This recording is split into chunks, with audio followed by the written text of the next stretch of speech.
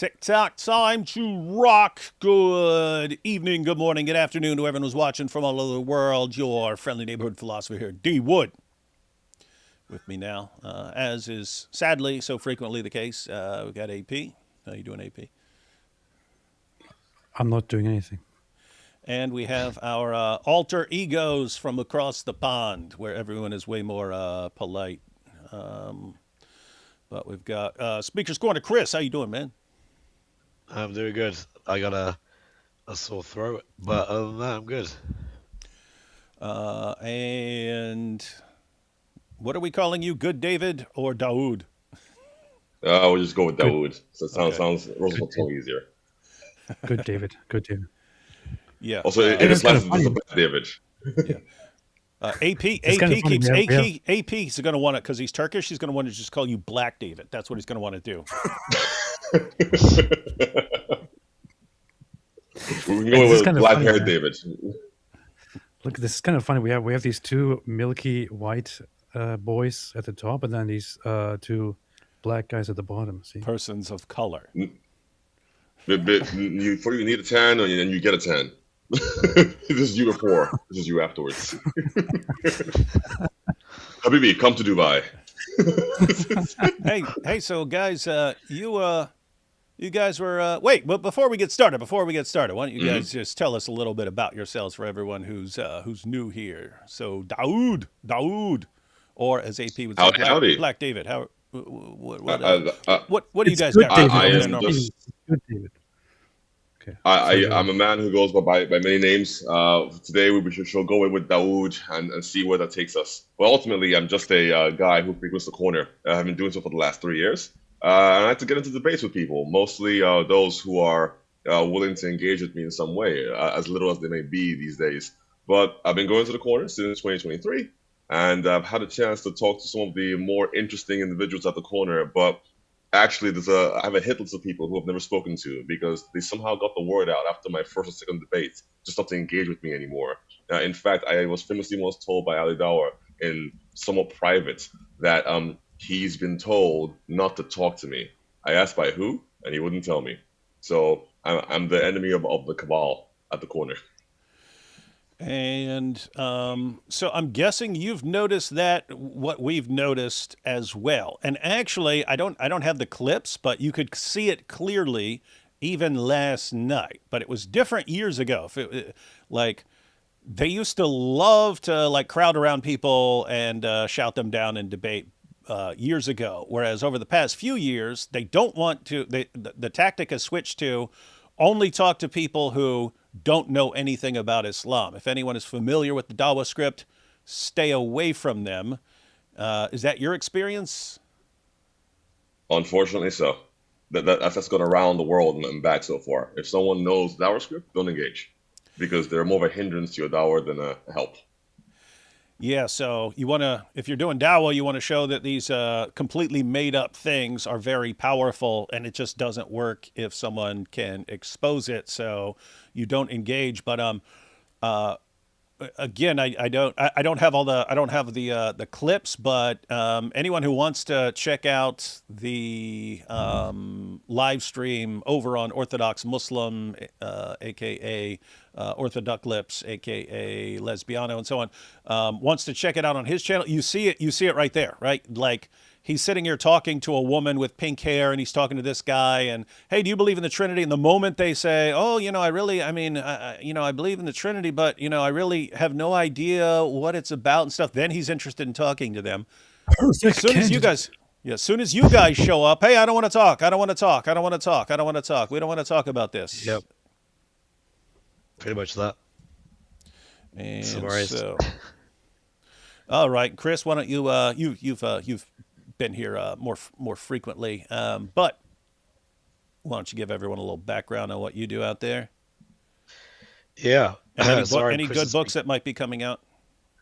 That's a really good point. So I am Chris in Speaker's Corner. I've, like David, I go to Speaker's Corner in London and Hyde Park. I give the Dawa to all the Muslims that need it. Tell them about our Lord Jesus Christ. And I'm currently writing the Islamic Dilemma book. It is it is done. It's just about getting it out there. And it's going to be coming out in April. some point in April, and anyone who signed up to the mailing list will get an email. So, what on earth are you doing? What? What is We're that? just joined by a I'm- fifth member. I'm saying someone copied someone else, and I'm trying to figure out who. Did you watch Oh, Black Panther and go, "Wow, that's cool hair," or did they see you walking down the street in It's- London and they're like, "This would be it's a perfect for long, Killmonger"? it's a long, uninteresting story, but effectively the pandemic had me grow out my hair because I was afraid to go to a barber. I didn't want to catch the plague, and it just so happened that my hair fell into one side when I put it in dreads, and voila, we happen to have the same look. But I think there's a problem where my hair goes to the opposite direction. I think, or I'm not entirely sure, but one of the two. But definitely that happened before because I believe that movie came out in 2018, and the pandemic was in 2020. Unless I'm getting the wires All right, crossed. so you copied, but you're saying by accident, and you mentioned a barber. Speaking of barbers, do we know Barbers, any, you say? Do we know any good barbers in the UK for anyone, any Muslims who might want to go to the barber? You guys familiar with such things? I mean, maybe on a certain live stream, somebody would have given a shout out, surely, coming from a different country and then going to the most premier barber you can find anywhere in the UK. Yeah, so guys, for anyone who doesn't know what we're talking about, this was also in a OrthoDuckLips video. so when this guy punched Chris in the face, he had pulled his hood up and put some sunglasses on so no one could recognize him, despite the fact that he was standing with OrthoDuckLips for a couple hours before that, and they're sitting there talking As you can about, see, I'm not the same person anymore. hey, where did Where where did Dawood go? where did good David go, and what did you do to him? What have you Who's done this with him? guy, man? Sorry. Oh, there he sorry. is. Okay. Yeah. All right. See, it works all the time. If you just pull your hoodie over your face, no one can tell who you are anymore. Yeah, so that's what's funny. So OrthoDuckLips was live. Revelation 22 was live. Sam Dawa, I don't know who that is, but Sam Dawa was live. And then someone called Max Dawa. Everyone's got to have Dawa somewhere in their name. But they were all live. Sam Dawa deleted, or he made his private. Max Dawa made his private. OrthoDuckLips. Why would he do that? Yeah, I know. Isn't Why? that weird? It's almost like they're trying to make it so that people don't have evidence and so on, and multiple camera angles. And of course, we had. I heard they were attacked. Surely you want to just give out all the evidence you could if you were attacked. Surely. And OrthoDuckLips cut off the end of his video. Thought he was being smart. I'll cut off the end of the video, and that way there won't be evidence of the attack. When we've got the evidence of the attack from other people. And he didn't delete the rest of his live stream where he's literally standing with the dude a ton of the time and talking about where they met. They met in Morocco, and some other guy's like, "You're there for Nika?" And was apparently right. They're talking about where Uzair, where this guy Uzair lives, what barber they go to and stuff when they're there. And anyway, plenty of info. Hey, I sent you an email to your stupid email address, Evil David. Sent you an email with a link to the Google Drive where you can find one of those clips where he actually talks about where he lives and also the barber and all that. It would be nice to see the attacker whose face we have directly on camera, right next to OrthoDuckLips Libiano, being very, very good friends and talking about it to the camera. That would be very, very nice to see, so that people can see what kind of animals these guys hang out with. There's no way they were just standing right next to each other, exchanging personal, incriminating information. That wouldn't be smart. As we know, DuckLips is a very smart guy, right? You misunderstand me. I never said these guys are smart. So I would have thought, based on the YouTube shorts, that he's extremely intelligent. Yep, and not only are they intelligent, they're also what we would call tactical geniuses. Tactical geniuses. They're masterminds.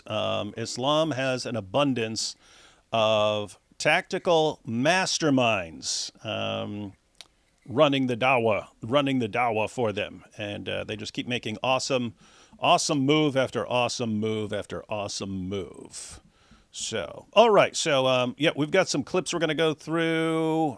You guys want to give us now? Hey, one of the things I couldn't tell what was going on from the actual clip, because again, they took down the other camera angles and so on, and so the only one that was kind of still up that I've seen, and I mean, there's like 30 or people standing around recording, so I'm guessing there's going to be more footage and so on, but I couldn't tell from the one I had available to me exactly what kicked it off, but I heard someone took a swing at you first, David. Is that correct? Because people are getting the idea of the way some of this stuff is editing. As Chris is there, he's running his mouth, and then dude swings at him, and then they're saying Chris deserved it, not realizing it was you. You were the one who was talking. Like Chris was talking a little earlier, and then it switched to you, and you were talking, and that's when things kind of kicked off. Yeah, so Chris started it. Chris started the conversation with Libiano. I did. I also wanted to point out. I don't remember if I had this clip ready, but the last guy he was talking to, you guys just stood there. And let him finish his entire let him finish the conversation with this guy. Super polite. See, like they keep they're trying to say that we were drunk because we were quite assertive. Show the evidence. And they're basically saying, because I was assertive with how I talked to OrthoDuckLips, I must have been drunk. And you sound weird because you're sick. I know I sound weird. Yeah, because I'm ill. Literally, the last YouTube post I made is me saying I'm ill. But anyway, so Chris, that was preemptive. You knew you were gonna get extremely inebriated. So 3 days earlier, you planned for this, covering your bases. So what people often don't see in the footage is we patiently wait there for at least 5 minutes, waiting for their conversation to end. We don't storm them. We don't get in their grill. We literally just stand and wait. But they ignore that because it doesn't suit their narrative. It's like, oh yeah, he's drunk, which is why he sits he just waits patiently. It's like as drunk people do.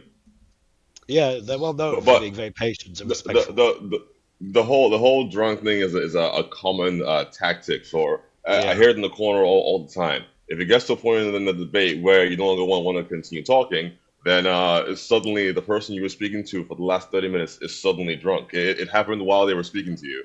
Maybe somehow you transfused alcohol into the system during the conversation. I don't know how you did it, but somehow you did it. My common response is to be, well, you're drunk on camel pee, for as we know, with various hadiths. But ultimately, how things happen, Chris first engaged with the DockLips on the Islamic dilemma, and somehow in person, he was absolutely unwilling to actually form any kind of rebuttal for the dilemma. Normally, he would jump into conscious edits and subconscious edits or nightmare edits, whatever normal common response he has. But for some reason, when Chris was there, suddenly he was unwilling to actually dive into any of his common responses. Chris tried for a while. He didn't answer. He refused to answer. So I tried. And then that's when the mosquito with the hidden face suddenly started hovering over the conversation in an attempt to just for some reason get in some cheap shots at me in particular. Now, we had an exchange beforehand. He was insulting me and saying various things about me. That's fine. I don't mind insults. So I gave him some back, and I think I hurt his feelings. So to get back, he would just circle the conversation and look for moments when I wasn't looking at him to try and hit me. So he hit me the first time in the face. Didn't really feel like much, but he tried it. And the best thing about it is you see from the videos that when he does it, all the people around him do nothing about it. And actually, they smile concerning it. So that's technically a crime, but it's okay in their book. He tries it again later on, and I dodge it this time. But I think he accidentally ends up hitting several of his Mu'minun brothers when he tries to swing at me again. And that's what kicks off the entire thing. So I see several people push him away because I think he might have hit their arms or their shoulders while trying to strike me. And then Chris asked him, "What are you doing?" Sort of like circling around and trying to get in cheap shots. And if for some reason he feels incredibly emboldened to go towards Chris and then hit Chris in the face, because Chris asked him what he was doing while he was circling around the conversation, attempting to hit me because I insulted him when he insulted me. And that's what Chris did wrong. Well, to be fair, Chris sounded very, very violent and dangerous when he said, "What are you doing? What are you doing?" Yeah. That may have hurt their feelings a bunch. Yeah, I made the mistake of thinking that he wouldn't have the balls to do anything. But no, apparently I was wrong. He would actually whack me. So it is what it is. Not in the zoot sense. No, there's no sense. Definitely not. It almost got there, but luckily. What? How? If it hadn't been there, who knows what you never know what's in their mind. All right, so Life from Life Rants put together. He apparently talked to you guys right after it happened, and then he got some video clips together. And so I was thinking, okay, I don't need to get all the video clips together because he put them together. So let's let people get a little overview of this from Life Rants here, and then we'll check out some more clips and also reactions today. And Chris, seems like OrthoDuckLips, after saying repeatedly that he would be going to Speaker's Corner, did not, in fact, show up to Speaker's Corner. I'm very shocked, man. Can you explain that, Chris? What's up? Yeah, because it's really weird because we said repeatedly last night that there was no way he was going to show up, and then apparently he heard us and then did what we said. That's weird. Yeah, he needed a way out of that. I got him on the camera to say to me he was going to see me at Speaker's Corner tomorrow. Multiple times, and funny enough, he just didn't keep to his word. I went there. I went to Speaker's Corner. I kept my eyes out for him. I was really excited to have a nice, calm chat with him, but no, it just didn't happen. What a shame. Huh. In fact, one Ali Dawata actually said that if we were men, we would appear at the corner tomorrow. We appeared at the corner, but Dawa was not there. Therefore, wait, Ali Dawa wasn't there either? He wasn't there. By the way, like manliness challenge has been failed. On what planet does Ali Dawa get to call anyone a coward? Like, does he? I mean, one, I've never seen him do an actual. We thought we were going to get an actual debate when he sat down with AP, and all he did was have Smiles to Jenna grape him in the mouth. Kept graping him in the mouth. I sometimes forget that happened. It just feels so unreal. Like a bad dream. Yeah. That was actually the first time. That was going to be the first time that he would have an actual debate, an actual, formal debate, let's say. And it didn't happen, of course. He backed out of it by making multiple excuses. Then he would set it up online, and then it just turned into this weird thing where his friend was graping him live. Yeah, so then, what was it, last year when GodLogic showed up, and then Ali Dawa was like, oh, I was going to have a good, and he just got annihilated, and his entire case was, and he hasn't been back soon. Yeah, hang on, I got it right here. His entire case was, yo, look, see, this be a square, yeah, and this, it don't be a square, it be a triangle, and these don't be the same thing, yeah, and yo, oh, look, it look like a house, isn't it? Yeah, that's a house, right? And that was like his entire argument, and he's got enough, there's enough stupidity among his followers to think, whoa, what a great point, Christians are running from this powerful Dawa. She humiliated him. But everyone else was like, oh my goodness, what is this idiotic nonsense, and so on. And other than that, does he debate at all anymore? Like with anyone who's actually got any level of experience? He's transitioned into being a full-time fundraiser. Oh yeah, he's funding the Uyghur genocide. You guys know about that? Among other things, not in that great detail, but I wouldn't be surprised. No. So, yeah, here's what's amazing, right? So, Ali Dawa, and apparently he's been getting complaints that it's got the name of Allah on the prayer mat, and they're like, dude, these people don't know what this stuff says, and they're stepping on the name of Allah on your stupid prayer mat, right? So, Muslims are flipping out that he's got people rubbing their dirty feet all over the name of Allah, but they actually let it out. Their production process, these are all made in China. These are all made in China. These prayer mats are made in China because they're getting the best deal in China. Now, China heavily taxes these businesses. And so all these prayer mats, they're taking the donations. They're sending the I mean, they're pocketing a bunch of it, obviously. But for the production, they have a company in China making these prayer mats. A bunch of that money goes to the Chinese government, which is tossing Uyghur Muslims into concentration camps. And Ali Dawa's paying for it. And so are all his donors. Nice. Wow. That's So insane. I was told to avoid McDonald's and Dubso because it was genocidal, but actually, the prayer mats.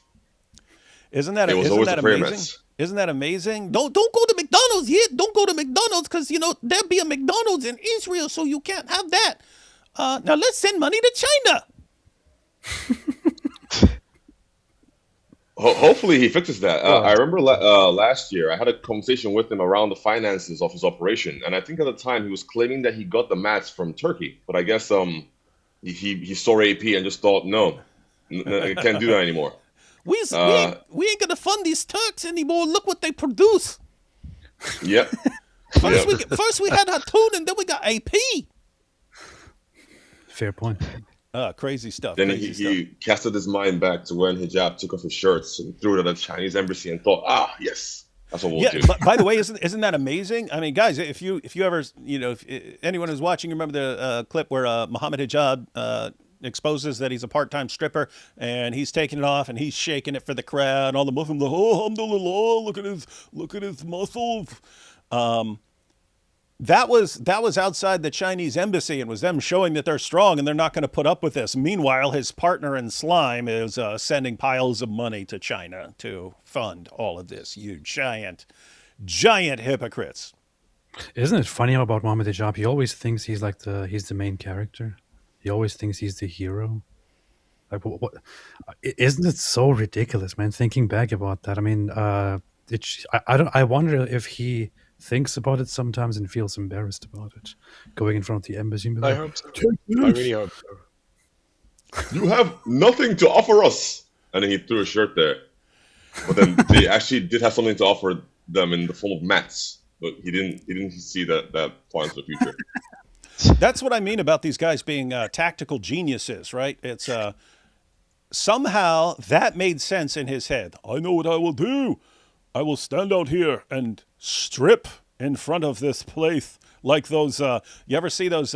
What is it? What's the group? Femin or something like that? But they're women and they'll just go take their shirts off in front of places and look, I'm protesting something. Check out my boobs. But Hijab apparently was like, that works for them.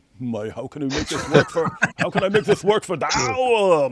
I know. I'll take my shirt off and flex my pecs. But so anyway, that makes sense in his head. This is a great move.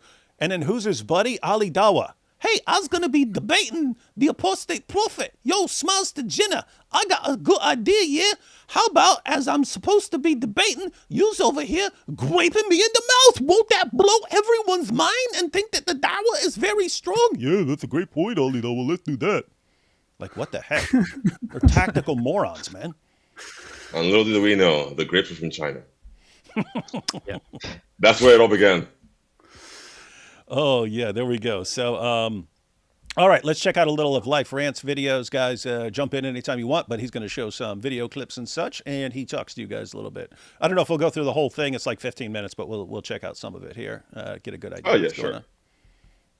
on. All right, guys, today I am minding my own business, and then I get a text message from Word telling me, yo, Libiano is in London and a fight just broke out. Now, I just broke down this whole video and I got a phone call from David and Chris to talk about the situation just for you guys. And one thing I want you guys to pay attention and notice, the gaslighting in the conversation. The projection is insane. Notice how Libiano was telling people to calm down, aka when I say people, Christians of course, to calm down, but it's a Muslim.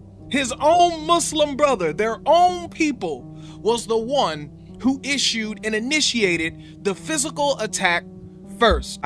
By the way, that is extremely annoying, isn't it? That, like, calm down, calm down, like that the entire time. It's like I don't know if he's deliberately being as annoying as anything, or if he's just that's how he is. It's like not planned or something like that. But that's like serious. That's seriously annoying. Down. Nobody calms down when you keep doing that. That's what I mean, and that's the one they all flipped out about. Like one guy was doing that. It was on God Logic's channel, but we're still in the mode of like we warned Muhammad Hijab that if he didn't apologize over something, that we're gonna kind of normalize some stuff with the Quran. And this guy's going, calm down, calm down. It's so annoying when they're running their mouths, and anytime you respond, they go, calm down, calm down, calm down. So anyway, I started ripping up the Quran, and then they all cry about it for 3 years. That is very true, but actually, calm down. That's one of my personal favorite tactics in debate. So I have an ability to stay calm. I developed it when working in like retail. You have to just stay calm when dealing with clients, right? So when you can maintain it and you actively try to stay calm, when you're telling the other person to calm down, it infuriates them. So Libiano tries that with Chris, doesn't work. So then when I come into the discussion, I do that to him. And guess what? He gets infuriated. But I already knew that no matter what he said, I wouldn't get angry. But he isn't quite the same. Yeah, Libiano looked like, I have to say, he looked like a massive dork here. But let's check out some more of this. Here we go into some clips here. Rent it is. Turn on that notification bell. All right, so the first clip we're gonna deal with is David walking up to Libiano, and he's having some conversation with some random guy. So we're gonna go over and talk to him. Yeah. And I'm gonna start to the cashier. What's that? What'd you say? You can skip ahead to when I actually get to Libiano. It's just an introduction where we were out in Leicester Square, or left just the square, as the Americans would say, and we knew he was there, so we went over to go and see him. And then you can see the part where we got there, and we were actually waiting patiently for him to finish this conversation. All right, let's check this out. I go myself. We have Rev. Camera over, please. We have Rev. We have everyone here, basically, even the Iceman, Chris. So let's go holler at him and see what's going on.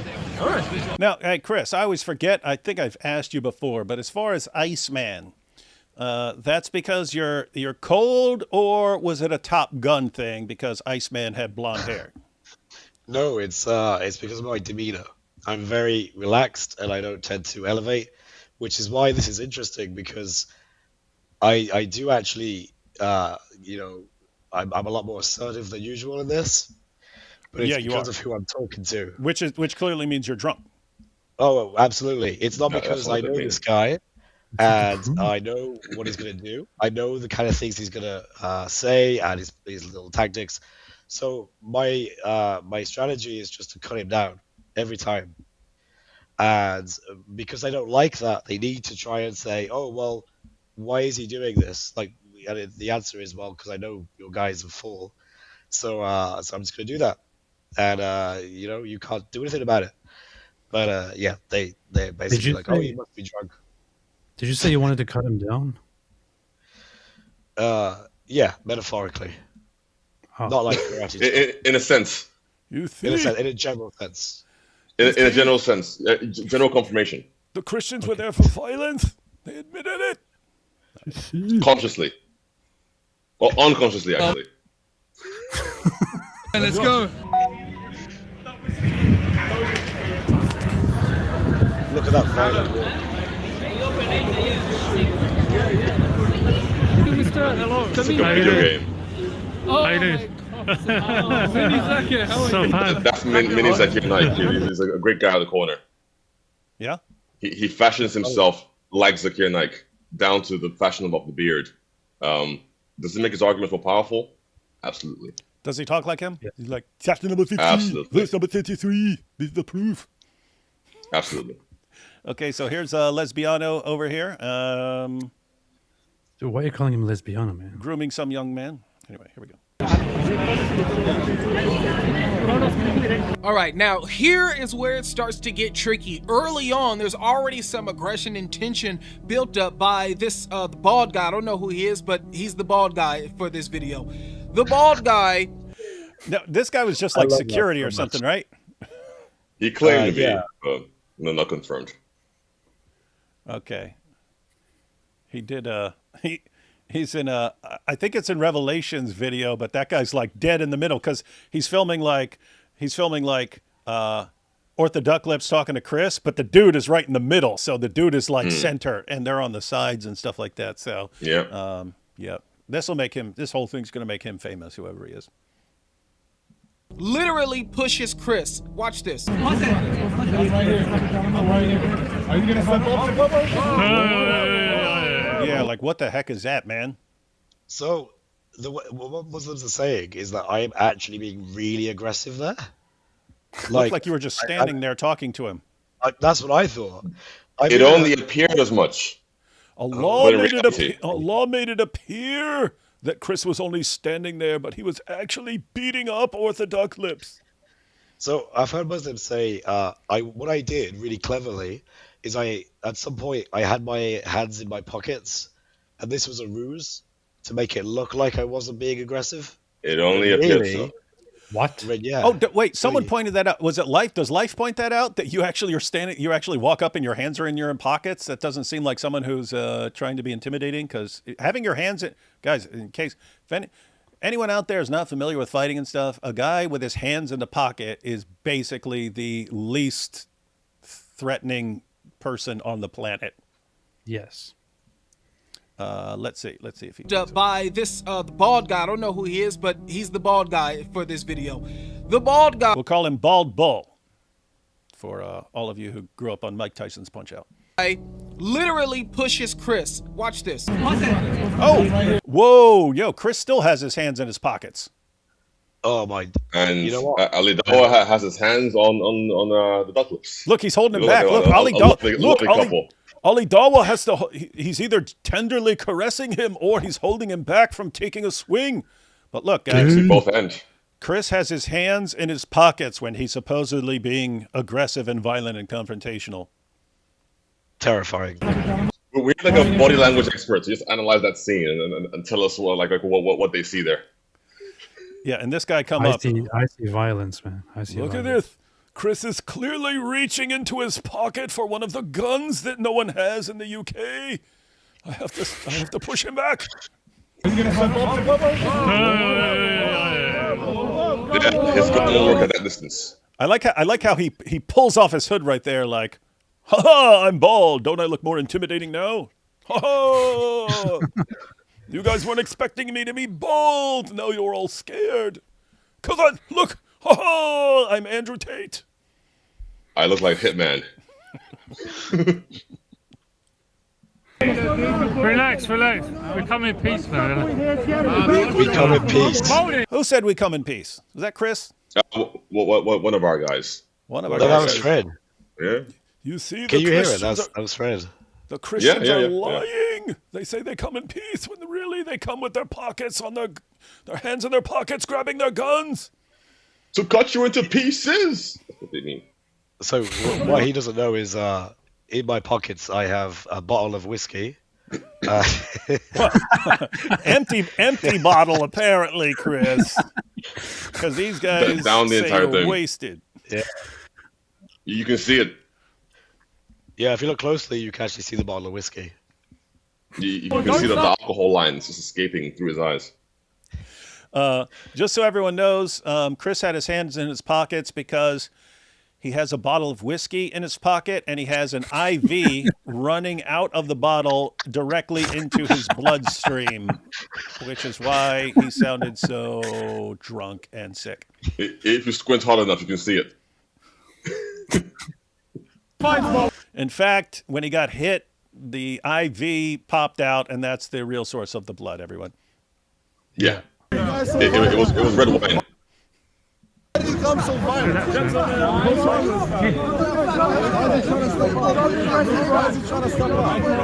come in peace, man. So, as you can see, this is a complete nothing burger. So they've caused this havoc, all of this conversation, all of this like random confusion, just because Chris wanted to talk about the dilemma.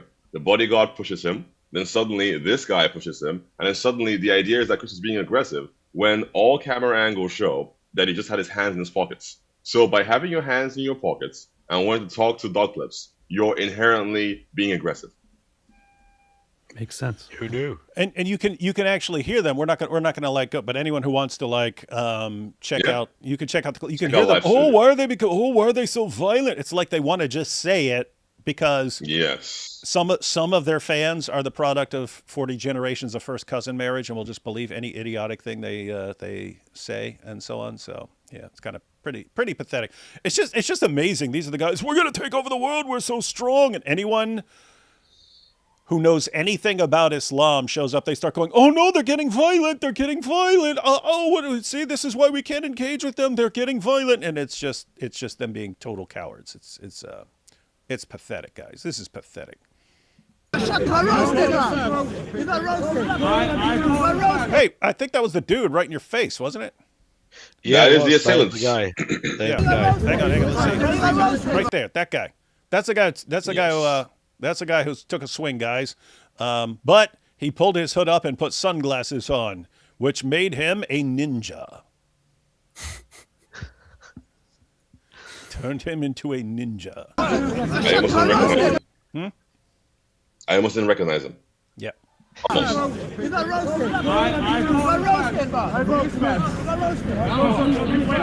Bodie, don't be standing there.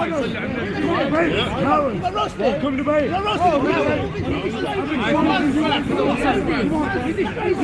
Now, as you can see, tension instantly rose because of the bald guy, because of the Muslim. This was not because of the Christians, but the Muslims will tell you the Christians were aggressive. As you heard Libiano say himself.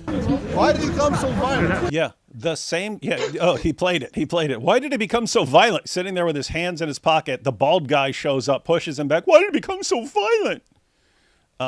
Did he say why did it become so violent, or why did he come so violent? I think he said, why did he come so violent? Let's see. Yes, yeah. That's what I Heard Libiano say himself.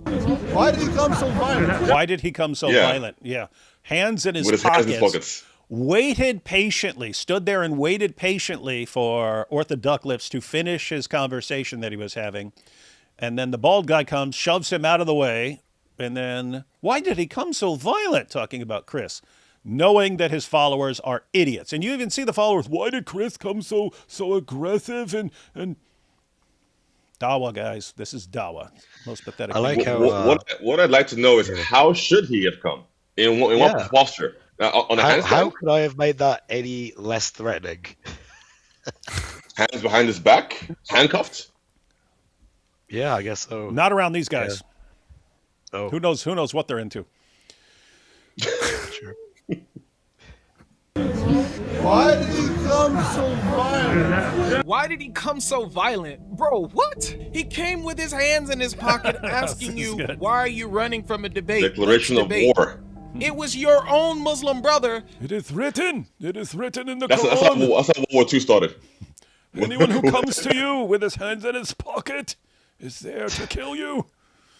That started this, which led to this. I wish Christian Prince could do this sort of stuff. Which one? Oh my days. Yo. Are you gonna find Oh my days. That is scary. That man is very scary. I can't watch him. Yeah, I didn't recognize him. As soon as I saw you, Chris, I was like, "Whoa, he's about to start chopping heads off, man." That's not the Chris I know. Look at the icy look in his eyes. This is why they call him the Iceman. They named him after a literal hitman.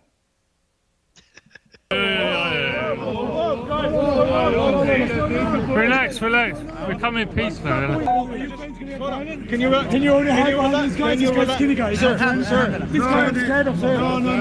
Can you debate? Can you debate? No, relax. Relax. I'm not a transgender. Let me speak. You look like one. You look like one. You look like one. You look like one. Don't you train to relax. Don't you train to you have the right face, man. Calm down. Calm down. Hey, why aren't you debating? Calm down. Why are you running? Why do you act like you're ready to debate and you don't debate? Calm down. And he's waving his hand in front of me as well. I don't think I even noticed that at the moment, but yeah. So a person approaches you. A person approaches you in a calm manner. You and your friends push him around. Then you want him to be calm. Okay. That makes sense, man. Yeah. Makes sense. Yeah, you could have been like, nope, sorry. Calm went out the window the moment Baldy here put his hands on me. But no.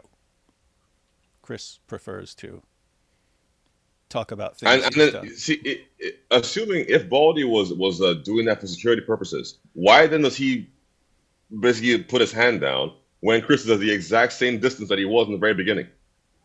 So was that being done for security or to ruffle his feathers? That's too. It's probably like set up that way. Like, hey, there are certain people I want to talk to for the video, and that's anyone who has absolutely no clue about what I'm saying and therefore doesn't know that I'm lying constantly.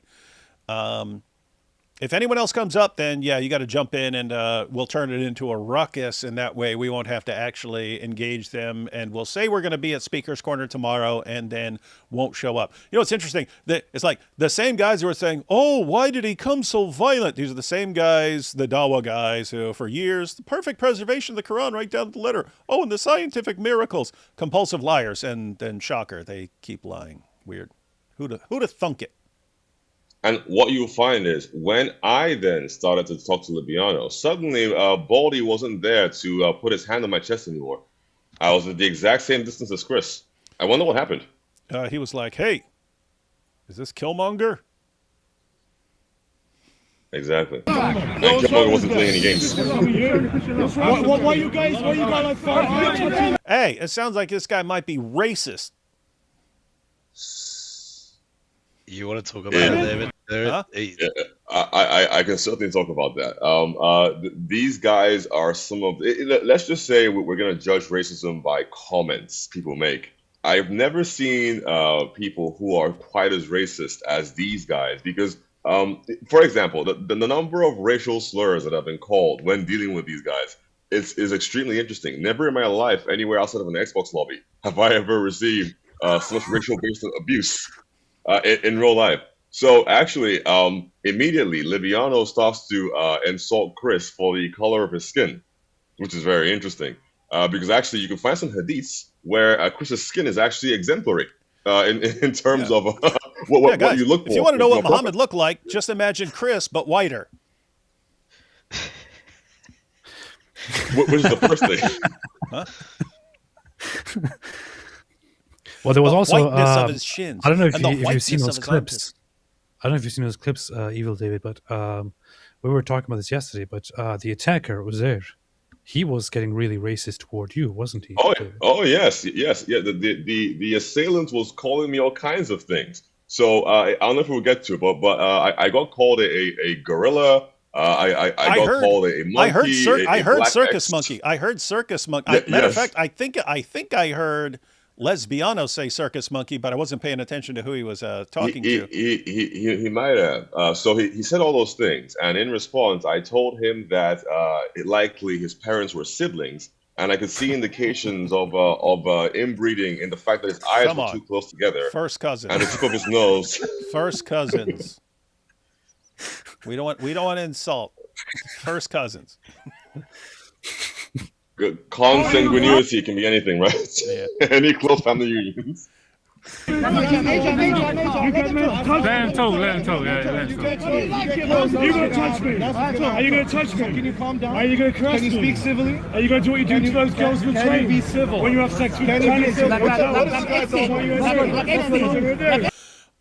Did you hear it when you said when you have sex with the trannies and Ali Dawa starts going Epstein. What the heck does Epstein get? Like we're gonna go. Oh no, he brought up Epstein. Oh, our hero Epstein.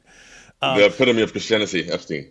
Yeah, for anyone who doesn't know what Chris was talking about there, here we have Malik, and apparently Malik is live right now, just playing this awesome live stream. So don't worry, wait your turn, Malik. We're definitely getting back to you. You make things more fun. Let's just say you make 2026 more fun for everyone, Malik. But anyway, Bars. yeah. So when Malik when Malik did his initial exposing of the Warner, he was talking about the Warner and all the stuff the Warner was into, and these guys, and among other things, running trains and having three-ways and doing all this stuff on Dawa trips and spending the Dawa donations on drugs and stuff like this. All this stuff that he was pointing out. Among other things, he was pointing out that these guys would go up in the club. They go up in the club with like trannies and stuff like that. In the club, rub-a-dubbing in the club with trans women. And so he's talking about the Warner there and the people the Watcher, whoever is rolling with. And then kind of later he starts talking about Libiano and how they initiated Libiano into the Dawa lifestyle and pretty rough stuff. But apparently that's what you do. You're like, hey, I want to be the next big Dawa guy, and they're like, well, we got an initiation process, buddy. On the one hand, you have Epstein's Island. On the other hand, you have Dawa Island. Yep. What's the difference? They're the same thing. Yep. Well, one's more low budget, I guess. Yep. All right. So, just to point out, in the beginning of that, I'm saying that these guys keep touching me. They love that. Yeah, all the security guards, Baldy over there, they all love randomly grabbing me and like pushing me back for That's no what they apparent do. reason. Cop and a feel. That's what they do. Yeah. They're like, the ooh, night visions all over again. Look at this guy. He's almost as white as Muhammad. Let me feel what this guy's like. To be clear, everyone, we don't know exactly what OrthoDuckLips has done and not done. It's along the same lines. He was initiated into the same lifestyle with the Warner, and he said a bunch of the really messed up stuff that the Warner was into. So you kind of put it together and doing some really, really creepy stuff, and that's just a standard part of Dawa. And he's even pointed out, they go on these Dawa trips, and they get donations to go on the Dawa trips, and what do? They go to these popular spots to get video clips. That's what they're there for, because that's what gets them the donations. After they do that stuff, they're taking girls home or something else from the club and doing three-ways, running trains, and that's just the Dawa lifestyle, apparently. We can thank Malik for exposing all of that. Thank you, Malik. It is called Dawa sex tourism. Dawa sex tourism. That's what it's called. Yep, Dawa sex tourism, guys. Dawa sex tourism. It's really, really sick and messed up. But that's. I mean, Malik, if you're watching this, I'm just curious. What did you then do to fix this? Did you like tell them to repent? Did you report them to an imam, or you just kept it quiet until they irritated you? That's it. He doesn't care unless you irritate him, and so we definitely don't want to irritate that guy. He doesn't take it very well. Well, he might, but in a different sense. Anyway. Now I want y'all to pay attention to this next clip. Everybody knows that it's hard to calm a group of people down when a match is lit, okay? So apparently this debate between Chris and Libiano did not ever happen. So now David comes in, he tries to have the conversation, and listen to what Libiano tells David. You found it? You're on the floor. Notice no one's touching me. No. What's that? The bodyguard vanished somehow. The bodyguard vanished, and he's no longer putting his hand on my chest. I wonder why. Pretty racist. Yes, you heard that correct. You gotta pay to talk to me. He's like, I will not be in the same video with a black man. Wow. He's like, you must pay 2 of yourselves to talk to me. It will cost you 2 of yourselves if you want to speak to me. So get you and then somebody else. If a black man wants to talk to me, it must bring 2 black men so they add up to 1 powerful Arab. Bring life and God logic, and then I'll talk to you. Then we will talk. Mike. Because you're teaching loud. The audio was so messed up. But I was just basically saying, I repeated what Chris said. Let me bring up the Islamic dilemma, and let me have you debate on it. And then it was like, you need to pay to talk to me. Why? No one else paid to talk to you, so why should I? Unless you're Afraid. What is it? What this little? I mean, what kind of little coward? So with me and AP, it's we're so disrespectful toward Islam, no debating us, and you, no, you have to pay, dude. You're just a freaking coward, man. You're a little pathetic coward. Coward. You want your Dawa clips. You want your Dawa clips, so you get the donations go in, so you and the Warner can continue all that stuff you're doing in the clubs and afterwards and so on. And actually having a debate on the Islamic dilemma with someone would ruin the gravy train. You know what I mean? So exactly. I'll just say this now. But ultimately, he wants to have the same kind of fame as God Logic. Ultimately, that's all he really wants. He wants to surpass God Logic in fame and in knowledge and in popularity. It's not going to happen because fundamentally, Libiano has like some extreme character flaws. He's cowardly. He frightens very easy. He's fundamentally scared. He does duck lips whenever someone takes a picture of him. He goes into duck lips mode. He goes like this. At one point, he told me that he was mugging me, and then I told okay, I'll get to that later. But fundamentally, the reason why he'll never be larger than God Logic is because God Logic not only is popular, but he's also exceptionally humble and exceptionally brave. He's willing to go to the corner and put himself into the fire and debate whoever wants to come to him. But Libiano can't do that because he's cowardly at the core. Yep, absolutely. And and we see that, and it's look who is God Logic not willing to face? He's willing to face face the best and the brightest there are, and you're not dealing with the top brass in Islam, but he's willing to debate the best they've got. The Dawa guys are we're not willing to engage anyone who knows anything about Islam. Bunch of cowards. Now you believe that ultimately Christianity is a religion debate. I want to see you in church tomorrow. No, stop now. Stop now. Okay, perfect. What happened to being calm? See, what happened to being calm and collected? I heard him say it. I'm very good at doing this, and I know how to overwhelm somebody.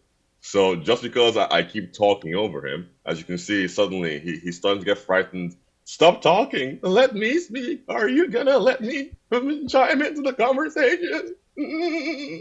Without a mute button. So suddenly he's not as brave anymore. Hold on. You said, I'm going to talk now. Hold on. I'm going to talk now. No, you're not. It's my turn. I'm talking now. I'm talking. You're beneath me. I've got the bottle in my hand. It's my turn to talk. I've got the conch. Great reference. Great reference. Only readers will. What? Is he piggy? That's funny. Those who know will know. Those who know will know. I wonder how many people are well read enough to get the reference. Those who know will know. Are you not gonna... If you know, you know, guys. If you don't, you're just out in the dark right now. Conversation. These guys are... AP, I'll tell you later. They're not here to have a conversation. Do you want to have a conversation or no? Do you want to have a conversation? Yes or no? We're doing it your style. We're doing it their style. You lost it. This is their style.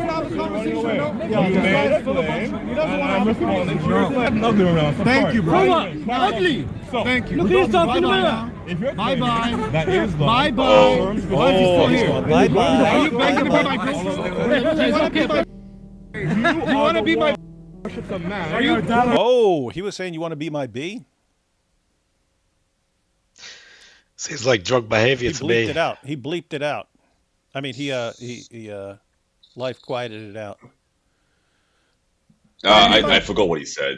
He said something insulting. I think I saw the other clip, and he was saying you want to be my bee or something. I don't want to ride. Sorry. So please go ahead. Can you let the people decide about the prophet? Can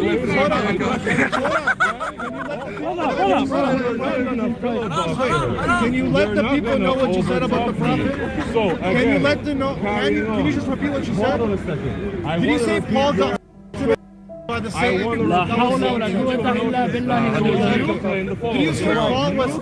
So now that we got a little bit of backstory, as you can see, just to confirm, I know it was getting bleeped out quite a bit there, But I think yes, he said something on the lines of "You want to be my B or whatever," and then I told him I don't want to ride you like the gins at nighttime, and so he then took that as an insult and then started insulting Paul and claiming that Paul was something by a demon, something else by a demon, and then I didn't react to it. So then he was like, "Wait a second, do you want to repeat what you said about the prophet to everyone in here?" Man, and I made an insinuation. That's all it was. I'm not gonna fall for that trick. Hey, Wait, is this because he has that policy of not debating anyone who blasphemes against the prophet? So he's trying to like set it was up. he trying to make as that if- as an excuse? Yeah. So I was he think like, so. hey, look at what he said. See, this is why. Hey, OrthoDuckLips, your prophet was a child molesting, murdering rapist who got banged in his butt by 30 men of al Zut all night long. What are you going to do That's the about kind it? of language he was using for Paul, which is very interesting. 'Cause I thought when you taught the Christians, you meant to taught them in the best of ways. So would insulting Paul in that manner be the best of ways? Interesting. It just escalates bigger and bigger and bigger and bigger and bigger up until the point that I'm about to show you now. Libiano and David are going at it. Then he says, do you want to tell the people what you said about the prophet? Now, you know when you say that around a bunch of Muslims, what happens, man? It's, what you say about the prophet? Libiano knows exactly what he did when he mentioned that, because soon after that, it all went down. I would like it. Put your hand down. Put your hand down.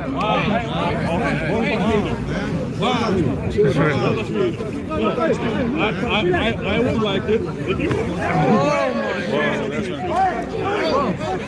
Context. Yeah, So that what happened there? was the angle that was Yes. hard to see what happened from. Yes. So context. The assailant was sort of navigating his way around the conversation, and he'd actually successfully hit me in the face actually once. So he just came in, did it, and ran away. So he just sort of came in, did it, ran all the way to the periphery of the entire line. It didn't hurt, so I just didn't bother even reacting to it. Unfortunately, that wasn't captured here. And then what he's done now is the second time he tried to come in again and hit me while I was talking with the duck lips. So in that time, I just dodged. I leaned back and dodged that particular hit. But I think he hit several people, which is why the commotion started instead of me. And then he again ran to the periphery. And so people pushed him, and then Chris asked him, "What are you doing?" Because he saw that was the second time that the guy tried this. Yeah, So guys. that's how we got here. So everyone is watching. All the Muslims who are going, Chris deserved it. Chris deserved it. Chris was standing there, guys. Chris was standing there at this point. And David was having the discussion. Someone hit him. He didn't react. Then took another swing, hit other people. Chris just walks over to him going, hey, what are you doing? What are you doing? And then the guy punches Chris in the face, and suddenly this guy's the new hero of Dawa, and all the people who, oh no, Islam's a religion of peace, actually show their true colors. It's very easy to tell why Lesbiano cut all of this out, isn't it? If you Yep. look at the actual Oh, context, yeah. you see what's The happening. camera must have been shaky. Well, that he only produces premium content. Maybe the camera was shaky or something. Yeah, The Yeah, guys. connection was bad. He's from Yeah, Canada. guys, I already mentioned this, but OrthoDuckLips, before the video was available for download, chopped off the whole he stopped it. He stopped it like once he was like talking to you, I think, but before everything broke out. So he stopped it there, and then the other channels that were live streaming, Sam Dawa, Max Dawa, all those, they all made their live streams private so that people can't use it. Now think, why would they be trying to, if they weren't wrong, why are they trying to cover it all up? So strange. I wonder why. Weird. Are we trying to cover this stuff up? We're sitting down going through the video.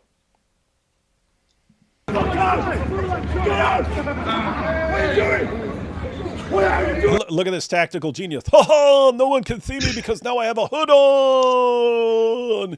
Even though I've been in like 2 hours worth of video up to this point. Oh. Even though I So- gave them my city and the barber shop I go to and where I met Libiano. Oh, I'm a tactical genius. No one will ever catch me. I'm a ninja. So, were you saying something, Chris?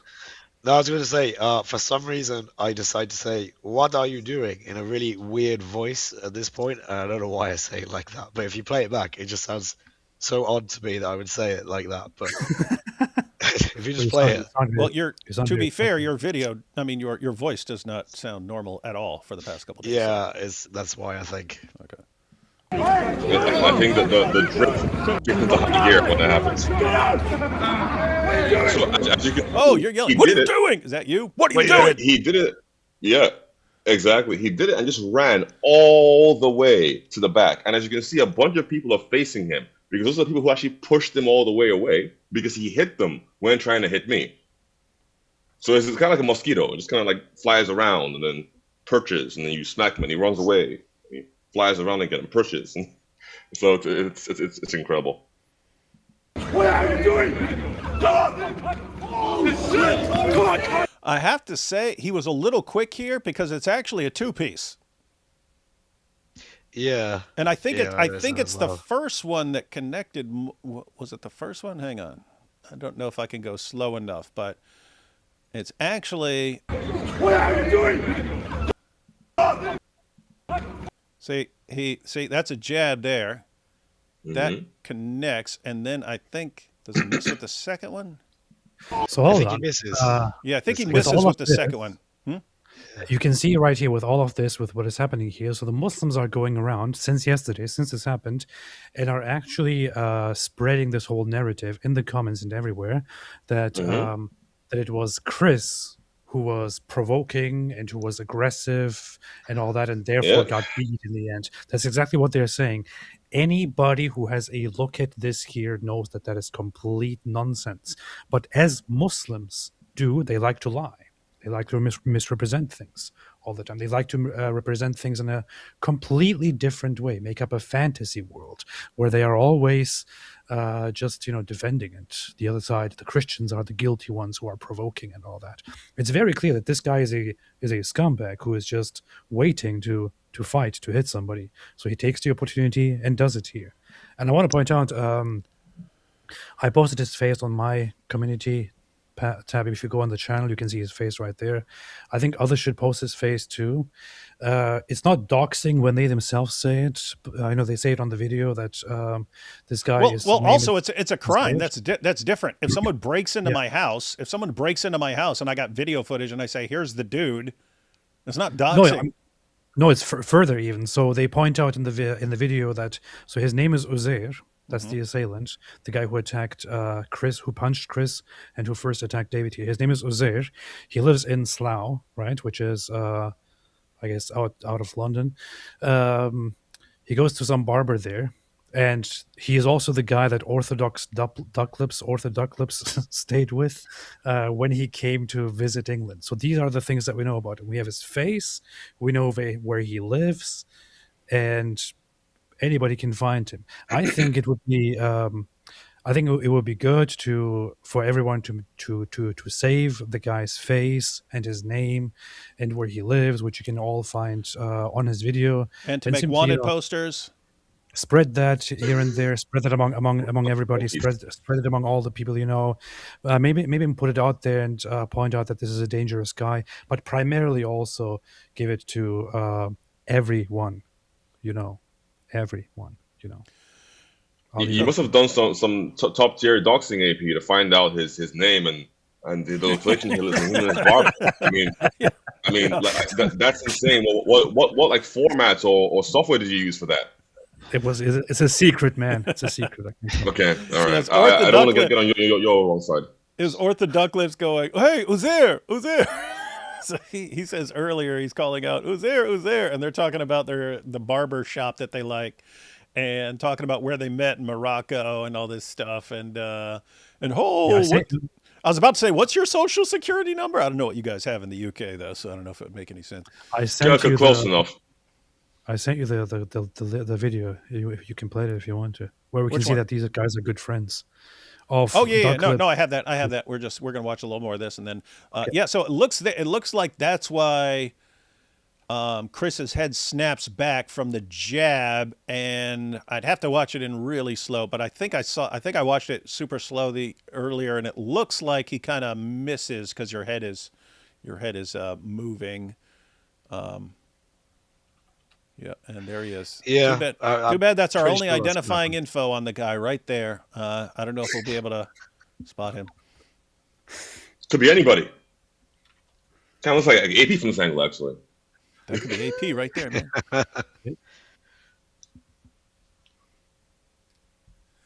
All right. Turned off the audio there. All right.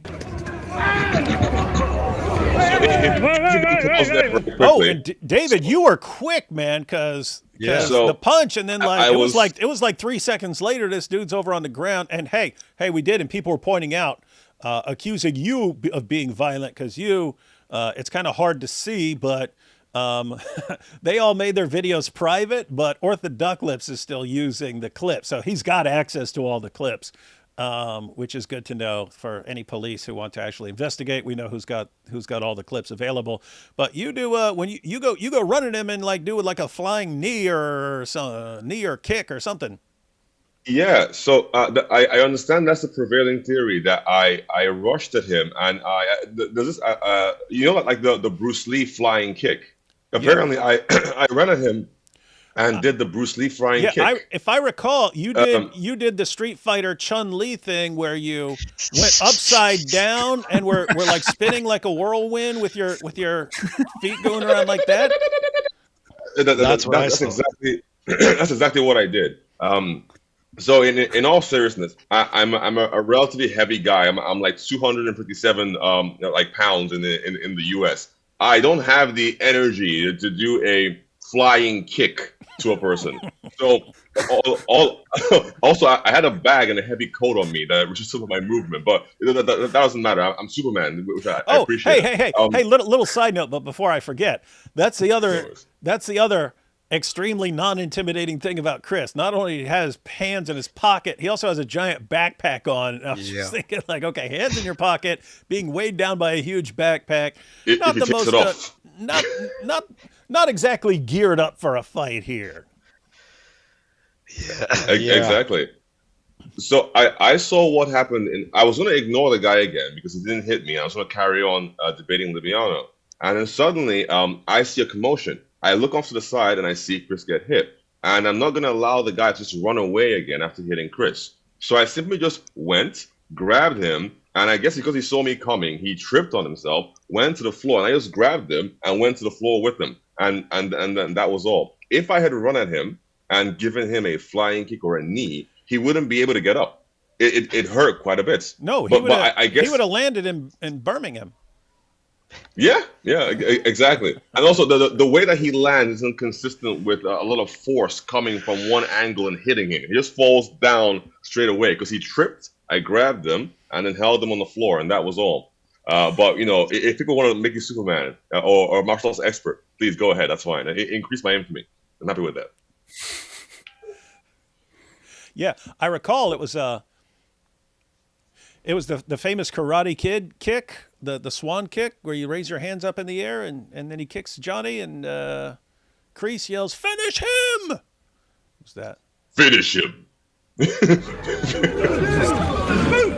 So Chris told me just now, finish him.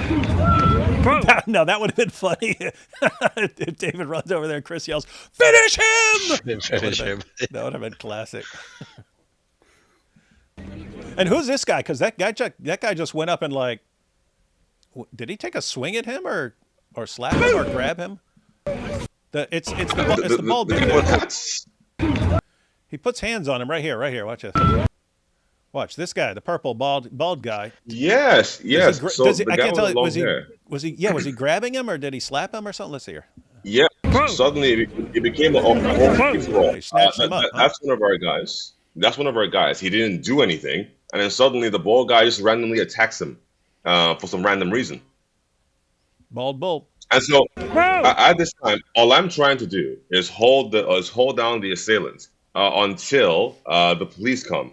Yeah, but good luck with that the one. crowd is determined to make sure that he escapes, which is aiding and abetting a criminal, which is very interesting. And yeah, I don't know exactly how the law works over there, but if all these guys have incriminating evidence and then they cover it up and delete it, that would. Bro, just calm down. Just calm down. Just calm down.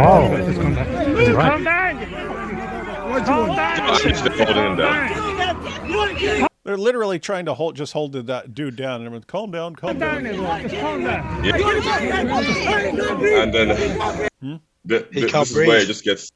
This is where it gets increasingly funnier. So the guy in the sort of reflective bomber jacket has a camera in my face, and it's just saying, "You're killing him! You're killing him! You're killing him softly." I'm just wondering, yeah, pretty much. So I'm holding him down, and then I'm apparently killing him, which is interesting. So I would like to know how he knew that was happening. But then what comes next? He's actually, literally something that dead. I found. Basically, but he rises. It's a miracle. But what comes next is actually quite funny. Allah raised him up. Just calm it down. Calm it down. You're killing him! You can hear it, guys. You're killing him! Calm down. Wait. Just keep repeating it. Just keep repeating it. David, do you want to tell him about Fred? About I will in a second. There's a part coming that I found relatively humorous. Yes. Just calm down. Just calm down. Just calm down. Just calm down. Calm down. I said calm down. Calm down, everyone. Just calm down. Just calm it down. Calm it down. You're killing him! You can't breathe! Just calm it down. David, leave it. Okay. David, So leave it. that yelling that you're hearing, the sort of David, leave him. So it turns out that for whatever reason, even the guy who was with us recording thought that I was choking the guy out. Are there any marks on his neck from me choking him out? No, there are not. I had no interest in choking him out, just holding him down. For some reason, everyone was under the impression that I was trying to somehow assassinate the guy for some odd reason. I don't know why it looked that way. From my position. That's what initiated it. From my position, the guy was just lying on the floor. So imagine this is his head, and then this is his backside. He was lying on the floor like this. Careful, and I was careful, there are just Muslims watching. They might get turned on with this. Okay. I was simply holding him backside. down. Yeah. Okay, the rear. Oh, that's worse. Okay. All right. Well, the back door. Is that better? Let's just say, so that there's no problem, he was face down, butt up, zut position. Okay. All right. There we go. Unfortunately. And I simply was just holding on to his waist, making sure that he wouldn't get up and run away. You can't quite suffocate somebody by hanging onto their waist. But what I did find very unique is tell that to an all the anaconda. times before this. Sorry, go ahead. Anacondas don't have waists, but okay. But what I found most intriguing was the entire time he was insulting me using racial slurs, and then it was so brazen to punch Chris in the face. The second I was holding him down on the floor, he became very compliant. He wasn't struggling to move, struggling to get away. Hey, it's like that hadith. He just realized that he was trapped. Hey, it's like that hadith. It's like that hadith where the dude pokes Muhammad, and Muhammad pokes the dude with a stick, and he's like, "I want retaliation." Muhammad's like, "Oh yeah, you take that retaliation," and he like pulls up his shirt, and then the dude starts smooching him all over his milky white flesh, and then he starts going, "This is what I wanted." You got the guy on the ground, face down, butt up, and he's like, "Oh yeah, this is what I wanted." I'll become really calm right now. Man. This is all he wanted. This is all I really wanted. I like going up and taking a swing at Christians so they wrestle me to the ground, show me what real men are. Oh my goodness. Oh yeah. Please, maybe that's what happens. I played right into his games. Where's the blood from? Wait, how dare you?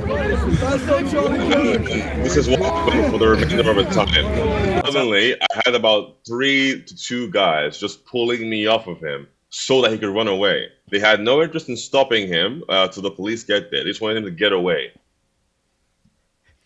A couple comments we got. So Uzair did submit to you, David. Yes, that's true. Mating season for Submit to the Lord Jesus Christ. Oh boy. I hate to be involved. Let's see. Here we go. I will not be accepting any invitations to the Dawa Island. England here, David. You did us proud. Peace. Hey, Jesus. It's not you, David. The other David. No. Well, they said I did everyone proud. Yes. Hey, look at Bald Bull here. Is it like you're live? Yeah. Someone call the police, man. Someone call the police. Call the police, guys. Yeah, someone call the police, man. Oh! As you can see, they're pulling for the as you can see. Yeah, they're pulling. They're you really up. trying to get me off. They're holding you off. Yep. You see, They're this really guy's- trying. And at this point, I think Chris is holding him, and they're holding you Yep. back to keep you from assisting. Someone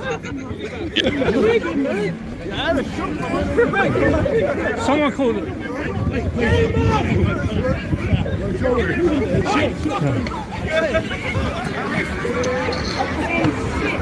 So all they want is for him to leave. There are as you can see. a lot of cameras around, man. A lot of cameras. Yeah. Great angles. Call the police on him. Someone call the police on this guy. This guy... As you can see, they're saying let him go. As in, let the guy go. Weird how all these Muslims with all these cameras aren't showing us all these camera angles. What is protecting this guy? Take your jacket. Look what he done this. Call police. Hey guys, fucking stop. Call police. Don't come to Oh, bro, why are you As you protecting can this see, they're still guy? holding me. As you can see, Someone call the police. they're still holding me. Some guys to come to business. That side. Come to business. That side. They're still holding me. Yeah, you're about my size, David. So I imagine you'd be pretty hard to hold on to. I was getting tired. It's been about like 3 minutes now. I was getting tired. I'll be honest. It's kind of depressing having two guys holding on to you. Yeah, and that's like bodyguards and stuff like that who are trying to. There he goes. Yeah, run, coward. Just walked away. Oh, is this where he goes back and shakes Libiano's hands? Yeah. He's like, yeah, I'll see you later. I gotta say, he looks pretty good for a guy that got fly kicked and then potentially choked. It looks just really good. Oh, yeah. Unscathed. Yeah, it's amazing. I don't know how he's conscious. Yeah, look at That's him over there with Libiano. Libiano aiding his boy. Can't act like you ain't with him. You aiding him. He comes straight to you after he get up off the ground. Get up. This is the last major part for me. see what I did for you? Can I be called Dawa guy like you? Libiano just allowed him the entire time to keep on doing what he was doing, didn't check him, even though they know each other quite well, and just pretended the entire time like he didn't know who he was, and simply just dismissed him at the end. Good job, kid. And then the guy runs away. Meanwhile, they're still holding me back there. Wait a minute. Look at this sign. You guys watch stuff about Mary Todd Lincoln in the UK? No, no, we don't. Apparently, No idea what that is. Someone does. That's Abraham Lincoln's wife. Oh! Like, why would anyone be? Why would anyone be watching a play about Abraham Lincoln's wife? Yeah. I don't know him. Someone call the police.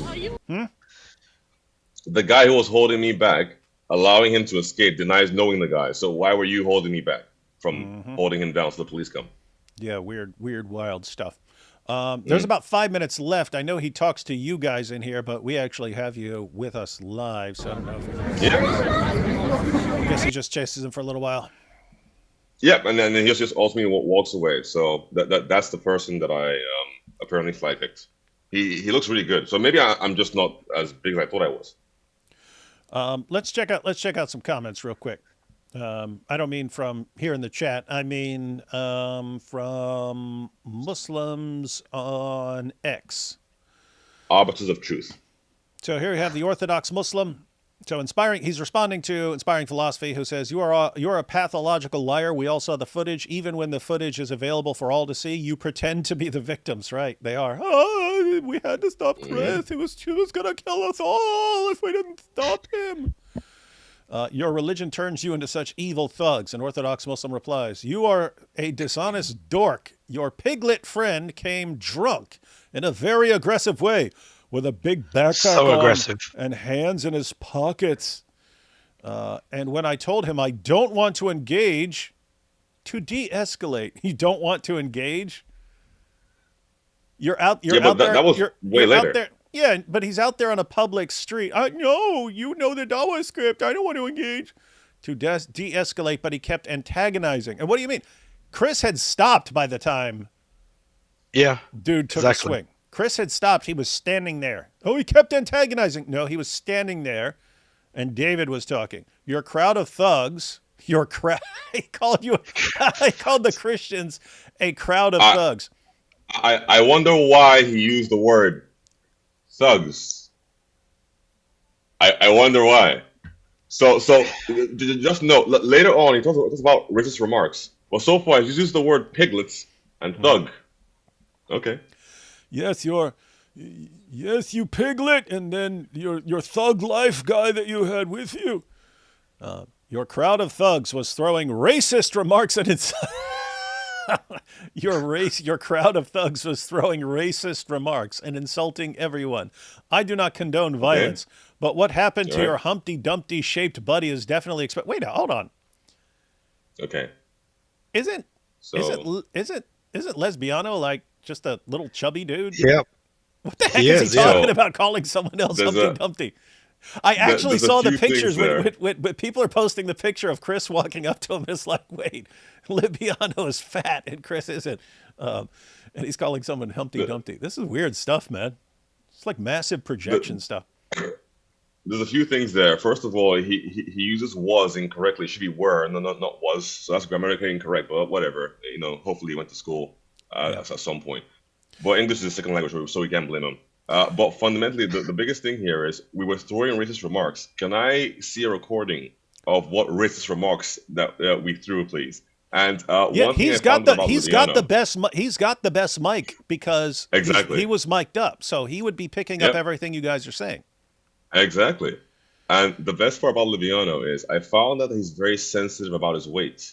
So I picked up on that. And then I started to sort of poke at it a little bit when he would insult me for various things. I think the first thing he said to me was that my hair was dirty. And I was like, okay, how do you know that?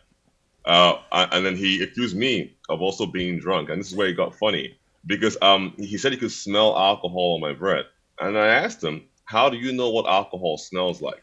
Now, this is meant to be a very interesting question. How are you an expert on all things alcohol? Yeah. So it's like me personally, it's like if I say, oh, that looks like exactly like crystal meth. It's like, how do you know what crystal meth looks like, buddy? Well, his answer was, I live in the world, and I'm like, hey, here's him. You do. Hey, here's him. Hey, I smell alcohol, rum. That's oh yes, that's Captain Morgan. No, that's the Captain Morgan 100 proof. I'd recognize that anywhere. Shame on you. And my question still remains, how do you know that? He says, I live in the world. And so in my personal experience, I had like my first drink of alcohol like much later than most people. And I actually don't like alcohol because it doesn't taste very nice to me. But I realized that my first time having it, I think I was 25. I had to have the thing right in front of my nose to smell what it actually like smelled like. You couldn't smell it from like a foot away. So I'm very curious, what environment was he in where he was either surrounded by alcohol to take in the aroma naturally without being close to it, or what environment was he in when he was about this far away? I'll tell you. From alcohol. I'll tell you. It's called the club. Up in the club, you know, those all those trans women, they're like, hey, I want you to bring me a drink. And he's like, I'll bring you anything you want. Okay. All right. That's how we're so well acquainted. Okay, understood.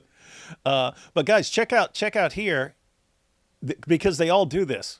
They clearly condone violence, right? Look what he says, his last line. They all do this. I do not condone violence. But what happened to your Humpty Dumpty shaped buddy is definitely expected. And then you check the comments out and everyone's, he got what he deserved. So wait, I thought you guys don't condone violence, right? Let's check out some more. Look at this. Look at Dean. This is Buddy's D's. He posts a picture of Chris getting punched with a bunch of rings. Sonic rings. Huh? I see. Yeah. I think that's what that is. That's What really is it? weird. It's like I mean- Sonic rings, right? Is that what it is? Yeah. That's what it looks like. It's what a movie on a plane. So we got the rings, and I don't condone violence. Yeah, you guys do. Sonic rings. Yeah, everyone says Sonic rings. Okay, so yeah, I don't For condone someone violence. like Dean, I thought Dean was supposed to be friendly with Chris. This is interesting. Well, what? Oh, I know. Dean's upset that he was meant to release a book 10 years ago, and then Chris started about halfway through the 5 time when he seconds was ago. almost done with his book, and then finished his. Okay, fair enough. Good point. So he says, Keep I going, don't- Dean. Yeah, he says, I don't condone violence. He obviously does. And here's someone who definitely does. Central Dawa says, this little dork, regardless of if you were drunk or not, these guys are, it's weird because you always think like these guys are barely literate, but compared to their fake prophet, they're like Ernest Hemingway. Regardless of if you were drunk or not, you insulted our holy prophet. The lil bro gave you what you asked for. Shame on all the Muslims there who stood around watching this dude, your Muslim brother, get choked out and did nothing. 100 Muslims and no Interesting. one helped him. Sad. What are you talking about? One, they were pulling Interesting. David off him repeatedly. And two, he apparently thinks they should have gotten way more violent, way more quickly, and been just swinging at you.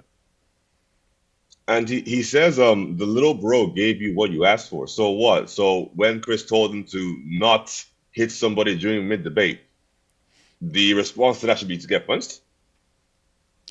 Yeah, I Interestingly. mean, but I mean, think about it. It's, hey, why are you running? Why are you running from me? Why won't you debate me? Why won't you debate the Islamic dilemma? Why don't you see? He's basically asking for violence against him. This is their mindset, right? Intriguing. Like all this, they gave you what you asked for and stuff like that. What are you guys saying? You're saying anyone who criticizes Muhammad deserves violence. That's what we always point out that you guys actually believe, and you deny it. And then you show, no, you 100% believe it. And additionally, Chris was talking about the dilemma. Muhammad doesn't fit into the dilemma in a direct fashion. So actually, your accusation isn't even accurate. If you bring up the whatever. Islamic dilemma, you're basically asking to get punched in the face. It's effectively what you're saying, which is interesting. Let's check out, so here's Hamza's Den. That's the usual outcome for loudmouth, aggressive pitheads on a Saturday night. He's saying you obviously deserved what you got there. Then some random people. Chris, his nose died for our sins. If only they would listen when you asked for a fruitful discussion. It's weird. I hadn't seen this before, but this is all over the place. It's in the Right. comments. It's in the comments all over Lesbiano's video and stuff like this. But they're all, Chris's face died for our sins. Chris is, no, we don't mock Muhammad. Don't mock Muhammad. He's got blood all over him. His nose died for our sins. They're the biggest mockers on the planet. They just suck at it because they're kind of low IQ, but they keep saying that. They keep saying this. Ha ha! His nose died for our sins. Another failed Crusader attack. Yeah. Again, you need to showcase that, number one, we were the aggressors in that scenario. And number two, around Chris getting punched in the nose, why is that fair when all he's telling the guy to do is to stop attempting to hit me during a debate when I'm not even being aggressive towards him? Again, it's not condoning violence, yet being happy when Chris is hitting the nose is actually condoning violence, because you would prefer if Chris left the guy alone and didn't call him out for what he was doing and just had him randomly buzzing around the conversation looking for moments to hit me. Here we have Chris got crucified for our sins. So it happens over and over Again, how does that make sense? Yeah, Chris got It's pretty lame. crucified for our sins. Yeah, guy took a swing at David, took another swing, hit some other people. Chris goes and says, "What are you doing?" Punches Chris in the face. Ha ha! Chris got crucified for our sins. Jabeaver said, Apologetics Roadshow. Should we continue to use Libiano for Libby if we rip Qurans when they call AP apus? Is that not rules for me, but not for thee? Thoughts? Yeah, stop embarrassing yourself, man. This dude is a whiny little weasel accusing everyone else of being violent when his side got violent. We'll call him whatever we freaking want, and if he wants to do anything in response, he can do it.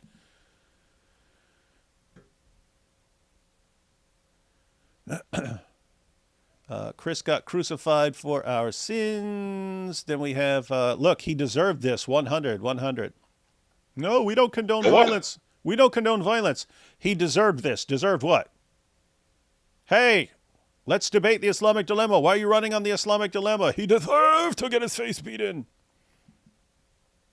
Chris knows died for our sins. See, that once, that's the other thing. Once one person starts posting it, they all do it because they're not original thinkers at all.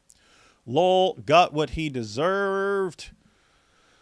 Another failed crusade. They all started talking it's just about 3 failed comments. crusades. It's just 3 comments. Crusade, no. I got what deserved. That's all they have. Okay, fair enough. Yeah, someone just needs to combine them and say, he tried a crusade, but like all other crusades, it failed, and then his nose got crucified for us. Yeah, I combined them. He got what he deserves. Yeah. Bunch of dorks, Okay. Man. And here we have Malik's kind of got to wait his turn because we're focusing on other people, but yeah, Malik, definitely everything is more fun with Malik. But Malik responds to Chris here. He says, Chris, you see, when you mention my name, drunk Mr. Piglet, you end up with your face jacked up. Go wipe that blood off your face, you leaking blood. It's funny. His name is Malik, and he's the biggest source of leaks about the Dawa guys. Is he Candyman? You say his name and suddenly you start leaking. Is that how it works? I have to say, wow. Lots of fun stuff happened during Ramadan, but it wasn't as fun without Malik constantly like destroying the ummah. So good to have him back. And then he responded to Inspiring Philosophy and said, Inspiring Philosophy, when your boyfriend starts ripping up Qurans today, I'm back on you and your fruitcake partner in crime. Stop crying. I told you online you guys are tough. Man up, blood. Now, who do you think he's talking about here? When your boyfriend starts ripping up Qurans today, I'm back on you. Huh, that sounds like a threat. That sound like a threat? Yep. That sound like a threat? Guys, David... sounds like one to me. To be what does... Yeah, just so everyone knows, Chris and good David are not involved in any of this, but, you know, it's my live stream, and it feels like that was some sort of threat. And this thing's brand new, man. This was not going to be touched. Malik, this thing was not going to be touched, man. Definitely not in a zut sense, but was not going to be touched until you started running your mouth. So Malik claims that he doesn't want to. Well, I mean, is Malik even denying condoning violence at this point, or he's just No, he constantly he'll do it like they do. I don't condone violence. Here's his home address. Who's going to stand up for Islam? And then he threatens to kill my wife. He's going to kill me at DebateCon and stuff like that. Hey, look at this. Didn't know it was in here. Got the English and the Arabic. Wouldn't those be crimes in America? What? Oh, okay, well, wouldn't those be crimes? Threatening to kill somebody's partner? Oh yeah, okay, absolutely. Hey, Malik. I wouldn't want to go to an American jail. Oh, jail's fun, man. You for you. You'd have no problem. You'd have no problem in American jails. But let's see what he said real quick. When your boyfriend starts ripping up Qurans, I'm back on you and your fruitcake partner in crime. Stop crying. I told you online you guys are tough. Man up, blood. All right. So that was a threat. If I start ripping Qurans, he's back on IP. You know how many messages I got from Inspiring Philosophy today going, David, Malik says he's gonna be honest again if you start ripping up Qurans. Please don't do it. You know how many messages I got? 0, Malik. Hey, Malik. You back on us, man? Come on. Things were so much more exciting when all I had to do for a new live stream. When all I had to do for a new live stream was just say, Thaddeus, Thaddeus, jump on with me and break down the latest Malik stuff. It was fun and it's entertaining. And so, hey guys, we got more. Oh, by the way, guys, I know it's super late. Over there, and you guys have had a busy couple days, and you had Speaker's Corner and stuff like that. So just let me know whenever you guys want to cut out and stuff like that. We've got video clips from Speaker's Corner and stuff today, but you can hang as long as you want, and I'm going to be hanging longer and going through more stuff. But I did want to let me say this, guys. Let me go ahead and say this here, because that was all. Malik, we'll deal with you later, buddy. We're talking about Libiano right now. We're talking to Orthodox Muslim right now. Someone clip this because I'm in a good mood. And so I'm going to give Orthodox Muslim a choice that I never had. He's a young guy, so I'm going to be generous and give him a choice. You have a choice to make, Orthodox Muslim. And you have 24 hours to make your choice. Here's your choice. We have a video. Thaddeus already did vast majority of the work putting all the Quran desecration clips together. People submitted Quran desecration clips from all over the world.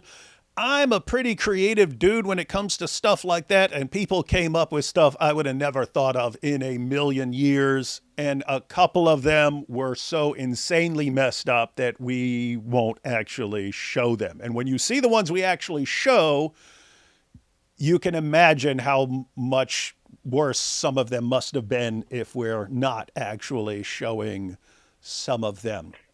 But anyway, we've got all of that put together, but it's just 101 video clips combined. It needs like narration, right? And so a lot of the narration was going to be about Malik, right? It was going to be about Malik. And Malik is definitely going to be discussed because he was the ultimate driving force behind that. And a lot of people in their videos mention him and use a hashtag and stuff like that. So anyway, Malik is definitely going to be a part of it. But I was being nice, and we were saying, okay, let's see how these guys react after all the stuff we just did. Let's see how they react. Because the videos would have been released regardless. But how people are reacting would affect kind of my narration and so on. And how do you guys react? Well, you all start cheering for Chris getting punched in the face and things like that. So you've learned absolutely nothing. So anyway, here's your choice, Libiano. Those video clips were already made in response to something else. So here's your choice. Option one. I'll release that video, but I'm going to add a bunch of narration, how it's like what you and your buddy Uzair just did and how Muslims reacted that leads to us reacting like this towards your Quran. It's your terrible behavior. And I use you as a prime example for all of these clips, right? That's option one. It's your decision. That's option one. Option two is we already had episode 1 of the Quran Demolition Ranch. We didn't finish. We had way more plans. One of the things we didn't get to do was we got a bunch of cans of what's called tannerite. That's stuff that you shoot and it explodes. It explodes as soon as it's shot.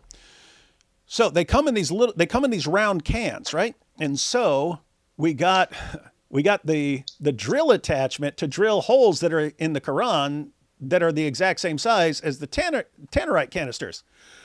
And then I left 2 cases of Qurans at the Quran Demolition Ranch. And I said we could come back for the tannerite and stuff. So anyway, drill holes in there, load them up with tannerite, and then use them as target practice. And then they'll actually explode. Like piles of Qurans will actually explode if you hit them right. So anyway, I can make that. That hasn't been made yet. So I can make that and have that whole thing directed to what you and your buddy Uzair did. So here's the choice. We'll call this Lesbiano's choice. I can add some narration that involves you to videos that have already been made. And so it's not any new Quran desecration taking place. It's Quran desecration that's already taken place. It's just going to be involving you as having your name all over it. Or Quran desecration that hasn't taken place yet. And so it's new, but it's not as bad as the 101 ways. So, like, what do you do here, right? New Quran desecration that's specifically directed towards what you did and a reaction towards what you did, or stuff that's already been done. So you're not actually causing any new desecration. It's just going to have your name all over it. Those are your options. So you need to tell me, you need to send me a message on X saying you choose option 1, which is your name being all over the 101 ways to desecrate the Quran, or option 2, which is revisiting the Quran Demolition Ranch, doing episode 2 of the Quran Demolition Ranch, which will all be about exploding Qurans and will be dedicated entirely to reacting to what you guys did. Those are your options. Option 1 or option 2. You have to send me a message telling me which option you choose.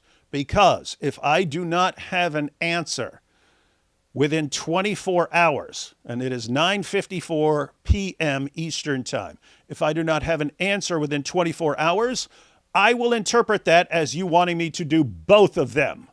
In other words, putting you all over the 101 ways to desecrate the Quran and revisiting the Quran Demolition Ranch for the Tannerite demolition. That's your option. So someone clip that, or I'll clip it, send it to OrthoDuckLips, and he can decide. But again, not making a decision is a decision in this case. So just wanted to toss that out there. All right, guys. What do you think? You guys tired? You want to cut out? You want to continue watching some stuff?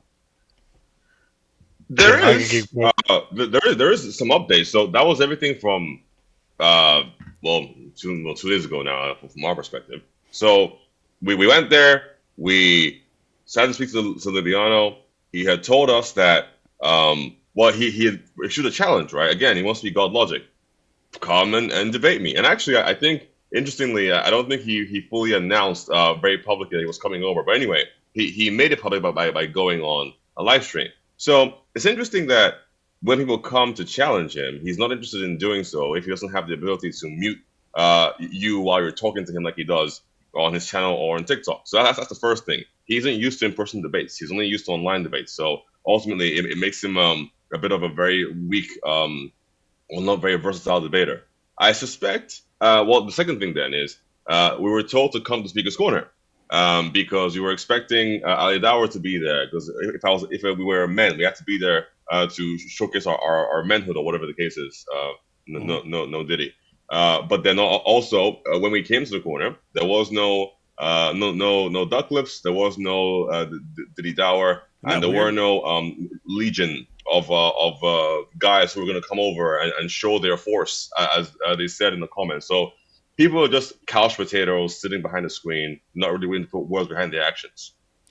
Lastly, I suspect that the next thing that, depending on how long the DuckLips wants to stay in the UK, he'll likely issue another challenge, Uthman style. Come and debate me at this location, at this time. You have this chance. You had 2 opportunities. You squandered them both, so we don't owe you anything. But ultimately, what you've proved, DuckLips, is that you can't be God Logic. You can't be bigger than God Logic. You don't have the bravery or the intelligence God Logic has, so you'll always just be subpar.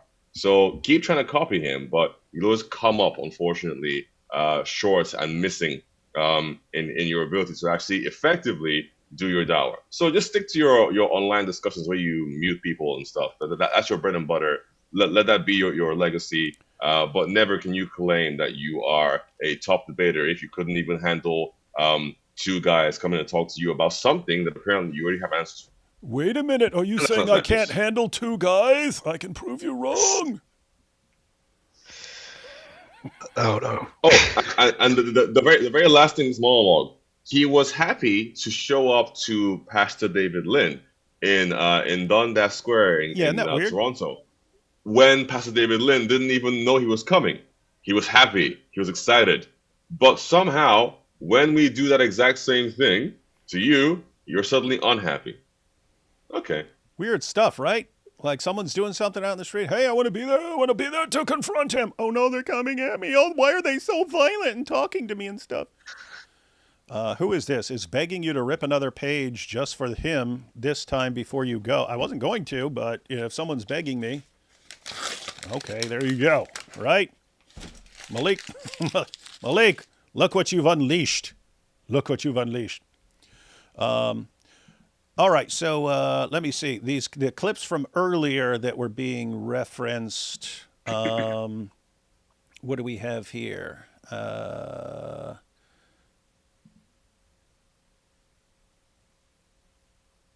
Okay, so here's the. Libiano. How's the first time in England, man? That's the dude there, right? That is indeed the one. Hey, Uzair, how you doing, man? Hey. This is the assailant, everybody. This is the one who caused all the stuff, who punched David and who punched Chris. This is the assailant. His name is Uzair.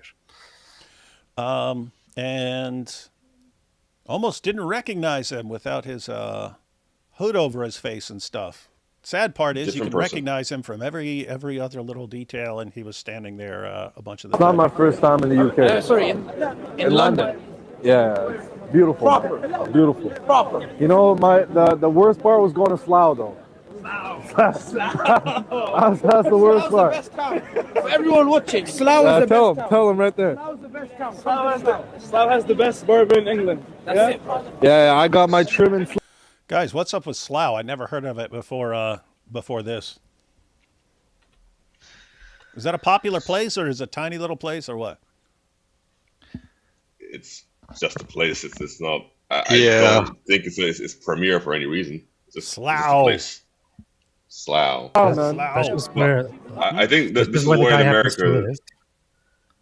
This is where the guy happens to live, where Uzair happens to live, and where, according to a different clip, OrthoDuckLips, Libiano, when he came to England, he met up with this guy and went with him where he lives. So Uzair lives in Slough, and he met up with him and went with him to Slough. So that's why they're talking about it all the time. It's kind of like this small town west of London.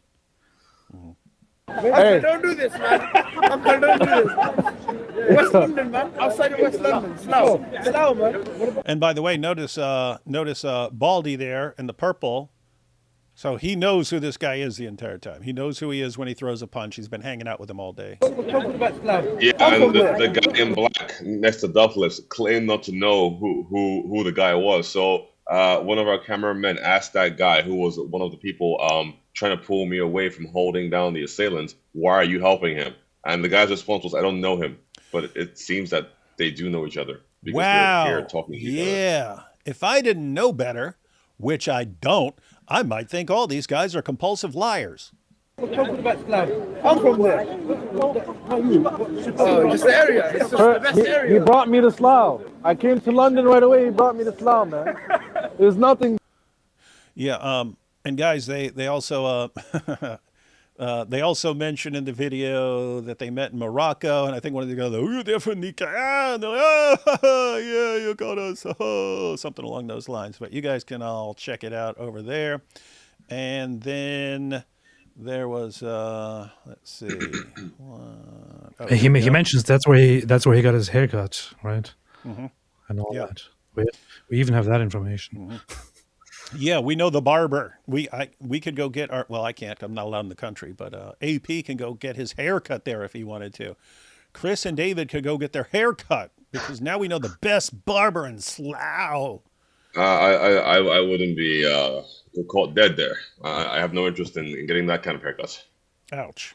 You see, they have tarnished the entire reputation of Slough with their violence. One more clip from beforehand. We mentioned this. Look at this. Why evil exists? Look at this. Look at Chris standing back there. Clearly terrifying. Look at the posture. Look at this. Why is he so violent? Look, he's sitting there. That's final boss posture. Yeah, he's sitting there while OrthoDuckLips, like I said, has this conversation with this guy. For specific cases, sometimes we know, and sometimes we don't have epistemic access, but we know because God exists I learned the word epistemic, and now I sound smart. It's really Sometimes impressive. It's really impressive. The way that these Dawa guys fans- argue. The way these guys argue is interesting. Sometimes we don't know, but we do know because we know. Okay.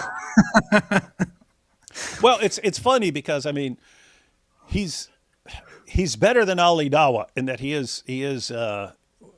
But I mean, it's just he's just copying. He's just copying Christian apologists. It's weird. Have sufficient justification to think that God is always just and God is always wise. Sufficient justification to think that God is always just. I understand. Whereas Ali Dawa, he'll pick up the words, but he doesn't understand any of them, and he sounds. We have sufficient reasoning, yeah. Yeah, he'll still sound intelligent to his fans because they're even dumber than he is. But to anyone else who's listening, it's like you're using the words and you don't know what any of them mean, and you sound like an idiot. So anyway. What was I going to say? So anyway, guys, look, conversation continues. Conversation continues with this super tall dude. Child to die at birth, especially Chris, when you have waiting situations patient. like Joseph Stalin and Adolf Hitler. How aggressive is this drunk Chris? Just storming at him, swinging. Well, you see, the difference is that the gentleman in front of him has his hands behind his back.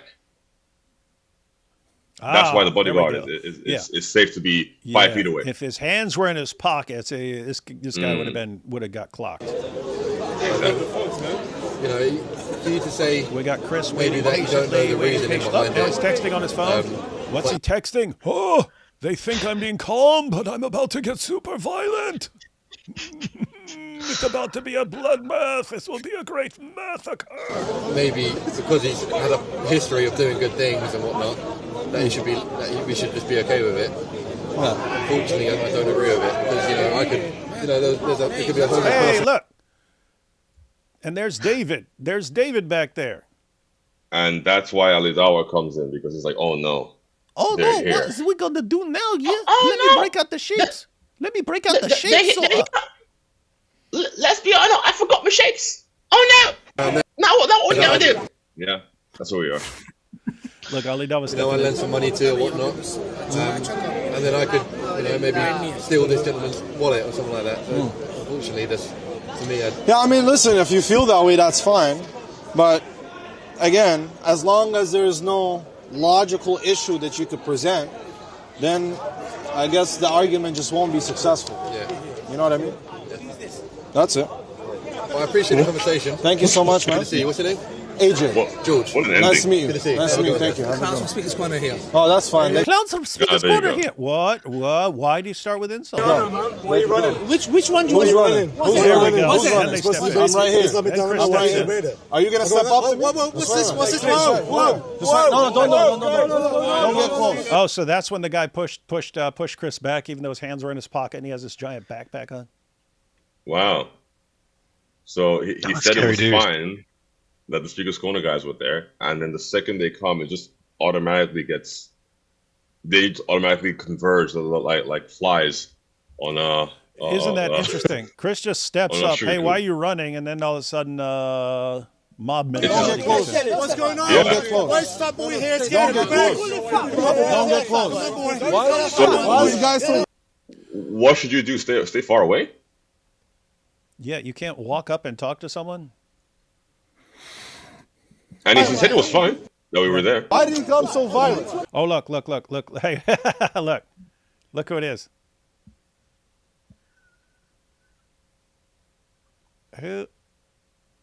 I can't tell if that's him, but wait, he's going to show up. Watch. Why is he trying to step up? Why is he trying to step up? Okay, so this, so that's the discussion they're having on here. Let's see. Who is this? I'm trying to see who that is. Nope, that's a different jacket. Let's see who shows up. Let's see. Hey, that's the guy right there. That's him right there. Come on, show your face, man. Come on. Hey, you got your hood on later. Come on, show your face, or we'll never be able to recognize you. Oh, look, he's trying to get his hands up in there already. Oh, look, there's his profile, guys, over there on the left. Yeah, it's like, what further involvement does he need? And by the way, he was getting aggressive with Chris in the very beginning. Yep. You could tell he's trying to weasel his way in there. Let's see what we got here.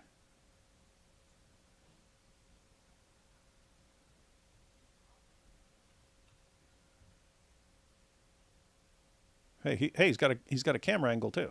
Hey, give us your footage, man.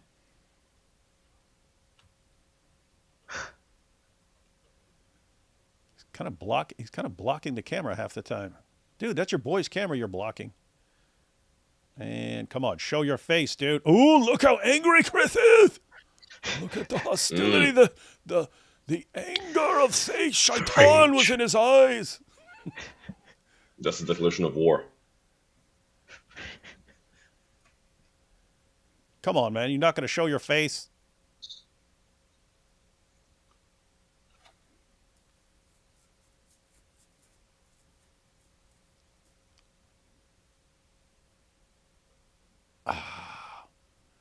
All right. We can't get a... Man. Yeah, not from this angle, it seems. I was hoping we were going to see his face, man. There are other angles. Yeah, we'll find it later. Man, oh man, oh man. Hey guys. Again, howdy. Again, it's the middle of the night over there. You guys can jump whenever we want. All right, some of the videos from today are we have Chris reacting at Speaker's Corner. So him giving a description of what happened. We've got Hamza. We've got you guys talking to Hamza. We've got... Yes. Or Scamza, as we call him these days. You want to check out Scamza real quick? All right, guys. Today I am minding my Wait, that's the own wrong one, man. business, and then I get a... It was so good we had to play it twice. Let's see. Give Life double the play. He deserves it. Wait a second. Chris Hamza. It's free rational advice. Does that make anybody? It's free rational advice too. Are you ending with a nose like that? That's my advice to you. Oh wait! Wow! So wait a second. You're not punching him. What did you say? Why did they punch him? Because he's the violent. So he said if you come over someone's face, then you get punched like that. But as we've seen in the video, that's not what happened. But that's the narrative that they're running with. Wow. Yep. Again, in their face. So who hit him? Them or just one random assailant who was actively trying to cause trouble when I wasn't, for example, in the person's face? Yeah, very interesting stuff. But it's not to just justify whatever action that they do. They can't. They're blinded from actually seeing any truth in anything as long as they're protecting their cults. That's what they care about. Got to do it. Hold on a second. Wait, show that. Show me evidence. Show me evidence. Show me evidence of that. So if you made a claim, you made a claim. Show me evidence. Show someone's face. You made a claim. Show me evidence. Go ahead. Show me evidence. Show me You're pissed up in his face. I'm pissed out. Yeah. I'm pissed out. The way what happens is he brings out his phone, and then after a while he just closes it and puts it back in his pocket. Oh wait, I thought he was going to give you evidence. So he's trying to show evidence that Chris was drunk and in someone's face, and then poor guy defended himself, even though it was someone taking a swing at David, and then Chris just asking what he's doing. By the way, the reason why they're doing it is because their security guards, for protection, got really close to his face, which then instigated more tension. Oh, but by the way, let's not forget, this is the guy. Hey, that's not fair. You got you two already, and then young Bob jumps in. That's just like, come on. It's just Hamza. He got angry at Ish and pushed him for no apparent reason and later apologized in the comments. So this guy is not an arbiter of truth or whatever. I apologized, did I? Why did I apologize? Why didn't you apologize? No, why did I there? apologize? Well, you condemn what Why that Muslim didn't did. you apologize Well, you condemn what that Muslim did when he hit me. No, I think he deserved it. I think you deserved it. There you go. Where you were last night, pissed up, getting How into do you anyone's know? face would have How do headbutted you you. know? Was I violent? How do you know? The man of violence. Do I deserve to be hit now? No, why would you guys do that together? Because I'm doing the same thing. No. It's the same thing. I'm literally as close as I No, was. it's completely different. Literally, I'm the same thing. I invited you in. Am I saying get away So from me? did Libiano. So did Libiano. Libiano said that he was willing to talk to those from the corner. Dawa came and said that these were the clowns from the corner. He said that's fine. Well, and regardless, if you walk up to him right here and start talking to him, and he doesn't invite you, what's that mean? He can punch you in your face? I guess so. Good Hamza. That's the law. That's the law. The streets. If any man tries to talk to another man with his hands in his pocket, he shall be punched in his face. would be a hypocrite. By the way, Hamza never gave any verbal consent to invite somebody into the conversation. They just started talking. So, what does the invitation look like? It's so Stay interesting. away. Do you consent to me talking to you right now? What is this? Okay, but Libiano, You know the guy last that hit night. Libiano, they say that. Nothing to do with Libiano. You know that, right? Look, That was a different conversation. I'll say it again to you. Look, I've not always been a Muslim, right? You go around behaving like you did in any What did I do? town. What did I do? You got pissed up in his face. What does that mean? He asked the question. Were you drinking? No. Was I drinking? Had you been drinking? Hey, this is weird because anyone, you guys in the UK say pissed, and that means drunk. Yeah. When we hear pissed in his face, that means something completely different. That means completely different in the United States. And Okay. I would say, if you did that and you meant what we would mean by saying pissed in the face, that would justify swinging right there. That would justify. Yeah, But this is just That's why he was angry. everyone watching this, all Americans watching this clip later, going, "Oh, well, he definitely deserved to get punched in the face." This is a monster. He pissed in the dude's face. What the heck, man? This is what Christians are doing. Gosh, That's probably what Malik thought happened. Malik just thought Christians urinated in Libiano's face. What were you saying, AP? Hey guys, what? There's about 10 minutes. Should we watch this? It's just a case where Hamza just justifies what happened and then lies about his scamming his fans for donations consistently every year. He claims to be in debt for like an unknown sum of money, and he just keeps raising funds to clear that debt, and it never goes down. Well, you could just ask people directly, or you could do it the way the other Dawa guys do it. Hey, I'm taking this big Dawa trip, and I need drug money. I mean, Quran money. You know when you see a dog and it starts doing this, You really like the dogs. walk away. Don't kick the dog Wait, so you were the dog, or they were the dog? Who's the dog here? and then cry when it bites. That's a good question. I was insulting you. No, he was. That's he a good was question. insulting Who you. was the dog? He wasn't insulting me. I'm He sorry. was saying to you, He called me fat. He was called trying to have he a called me- conversation with you. No, he was. No, he wasn't. Was He he? was saying, no, let's no, talk. again. You were Yeah, talking. yes, Did you accuse him of trannies or something? Yes. And what did he say? And you wonder why he hit you. Did you accuse him of? Well, it's Malik who accused him of stuff. We just repeat the stuff that Malik has shared with the world. Thanks, Malik. Wait, so If you see like the other guy. All I'm saying is, look, Leicester Square, pissed up on a Saturday night, is not Speaker's Corner on a You need Sunday. to explain. Yeah. Wait, Ali Dawa makes it Speaker's Corner. You understand that? No, you're missing the point. Ali Dawa You're makes missing it the point. There is no point you're making. You're And also, struggling. there's no appropriate setting to me. No. You're the violent boy. I'll say it again. You get in someone's face, Oh, and pissed by up like the that. way, one good point. The reason why the Dawa guys moved to Leicester Square is just so they can talk to drunk people Yeah. for content. That's true. If it's this, you can't. Yeah. No, you can't have a conversation there. That's not the place for having questions. What's he doing going there, trying to have discussions for Dawa then? If that's not a place to have discussions about the Islamic dilemma, what's he out there for having discussions about Islam? Like why? To meet drunk people and get content. That's all. Yep, and to try and pick up some trans. The guy that hit me, when did I get in his face? I don't know. Oh, wait. Oh, snap. don't Oh, know. wait. Well, you made a claim. What did I say? You made a claim. I said to that you, if you get if I was someone's face, Libiano then- last night and you doing that to me, Well, you I would have But had the guy that did it to me, Whoa! He just said he would have headbutted you. You guys said that? Yep. If you For walked talking up to then. him and Okay. said, "Hey, why are you running from me? I want to debate the Islamic dilemma. Why are you running? Why are you running? Why are you running?" He's saying, "I would have headbutted you." Not here at the corner, fine. but if it was in Leicester Square and you were out there for Dawa and having conversations, and he walks up and says, "Hey, why are you running on the Islamic dilemma?" He says, "I would have headbutted you." when did I get in his face? I don't But I know. don't Oh, know wait. that. Oh, snap. don't know. Oh, wait. Well, you made a claim. What did I say? You made a claim. I said to that you, if you get if I was someone's face, Libiano then- last night and you doing that to me, Well, you I would have had But the guy that did it to me, what did I do to deserve You know what? You know what's really I don't bad know. about this though? It's Hamza also happens to be a very threatening person, you know, a very yeah. threatening guy. So, you know, when he gives you warnings like that, you better take that seriously. I mean, when Hamza tells you he would have headbutted you, I mean, that scares me, man. I mean, look at the guy. True. Look at him. Cold killer. A juggernaut. A juggernaut. What is he?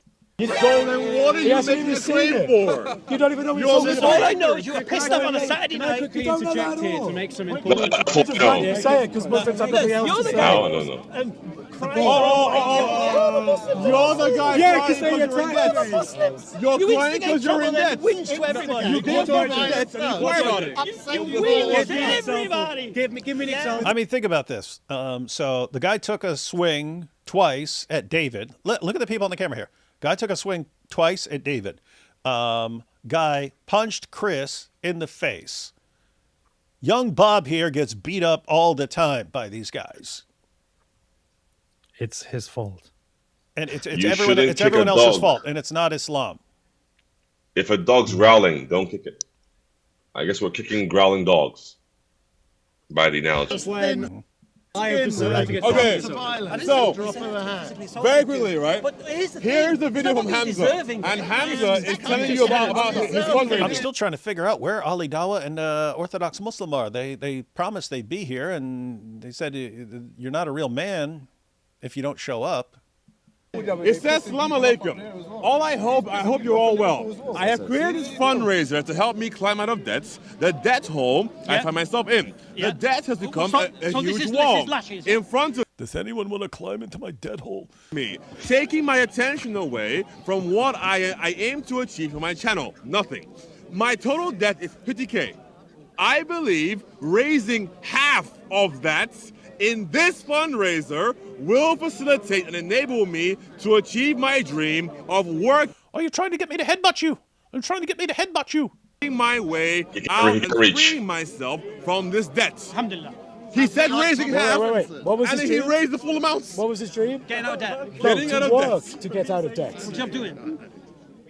How? By raising more money By every raising year. more money every year. Is that working? How much did I raise this Or is year? that begging? I don't know, man. You tell me. You're the guy. Well, you said Look, there's all kinds of ways to do it. You can say, "Hey, I need 50,000," or you can say, "Hey, we really need to build this huge mosque. Send us the money." Or you can say, "Hey, buy these prayer mats." Or you can say, "Hey, I need to buy a bunch of Qurans to hand them out. Send me the money." There's all kinds of ways. I actually like the hey, give me the money. I need to provide for my new wife. They have a lot of needs. They go to school. I have to take care of all their stuff. You could do that. Hey, I'm bankrupt because I tried suing people into keeping their mouths shut and it didn't work, and now I owe $1 million. Can you give me $1 million? There's all kinds of ways to do it, guys. Let's check out because that's a little short clip with Young Bob here. What did Young Bob have to say? I'm with Chris from Speaker's Corner. Now, yesterday, the famous Orthodox Muslim and his team were out in Leicester Square with Ali Dawa, the person who's infamously never here, despite the fact he was known from being at Speaker's Corner debating and evangelizing with Christians.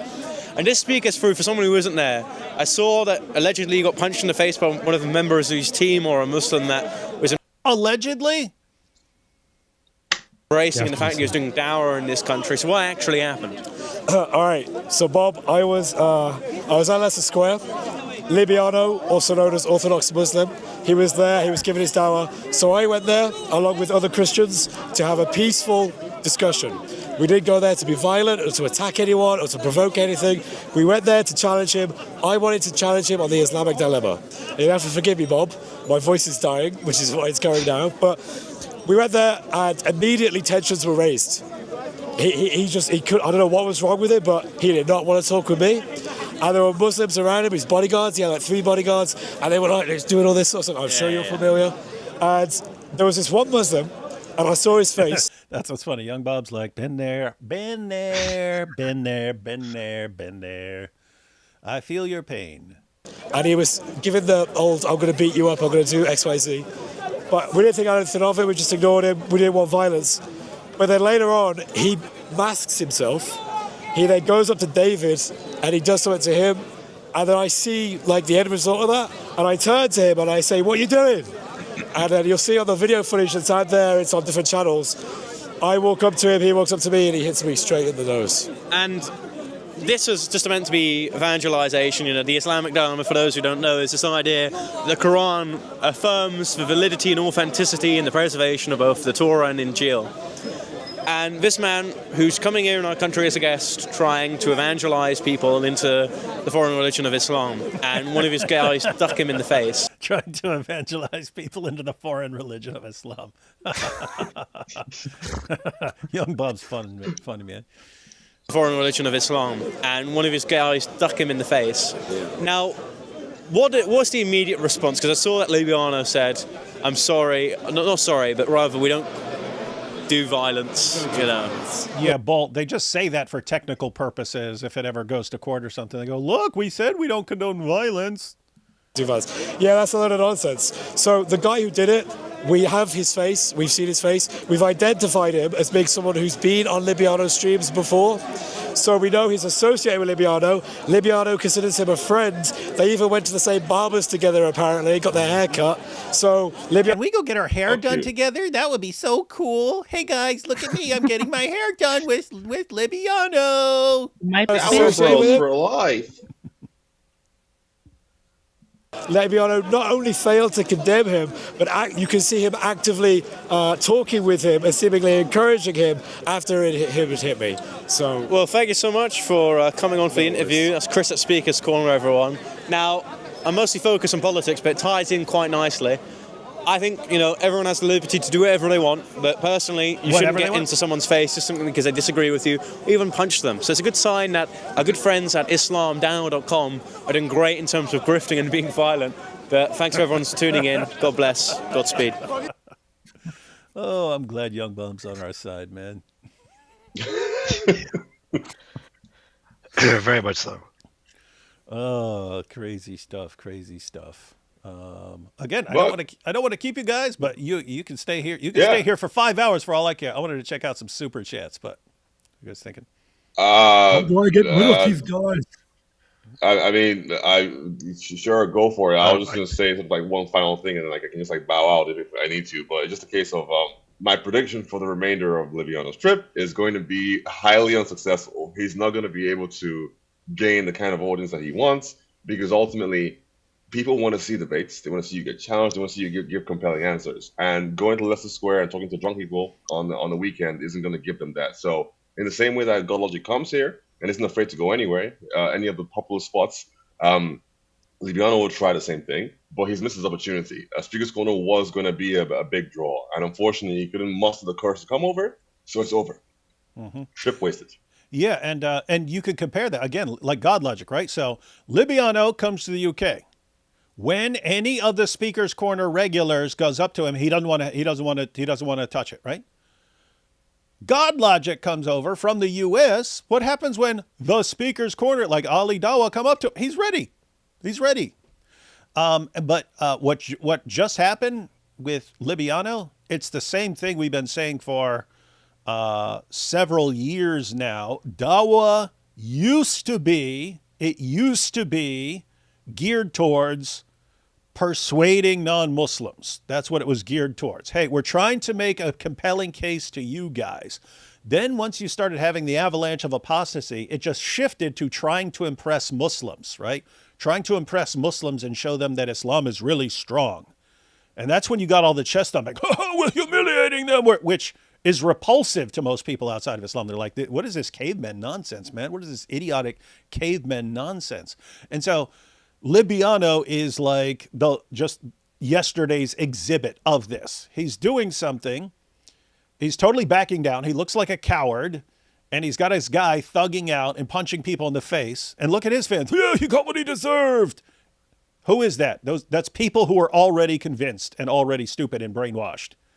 Everyone outside of Islam is going, what? This is pathetic, man. This is Dawa. You guys go around thumping your chest about being so strong and stuff, and you guys can't handle a debate. And then you punch a guy in the face, and then we don't condone violence. Like, you guys are, and then you whine and say, oh, it's the Christians who are being violent by standing there with hands in their pockets. Looks bad, man. Looks really pathetic, man. And that's why they're losing, man. That's all they can do. Well, I still can't get over the fact that Chris was being so violent, when he went there. and so drunk, like, bringing that bottle of whiskey with me throughout the whole thing was a really brave move. But I think it backfired. Right in his veins. Yeah, and it just looked like any second you could just pull it out of your pocket and just start cracking skulls, man. Yeah. Same you didn't. Wild stuff. Y'all have a good stream. In going to sleep. What are you saying? We'll have a good stream and going to sleep. Thanks for the strength and courage. Yep. That's good. That's good. We've got an awesome young generation over there in the UK, guys. It's actually encouraging. As much as things suck in the UK, it is cool that they've got guys like you changing the entire tide. You guys took over Speaker's Corner over the past few years. Pretty awesome. Young generation? The drunk British guy who got into a mubahala match with a Muslim who took too much taweed. Very Islamophobic. Oh, hi, Chris. Get better. That's good. Serious question. Benjamin Harwell of War Room and Jason Jones of Vulnerable People Project discussion on Rumble made serious allegations against IDF and Jewish settlers for crimes against Christians in Bethlehem. There was video.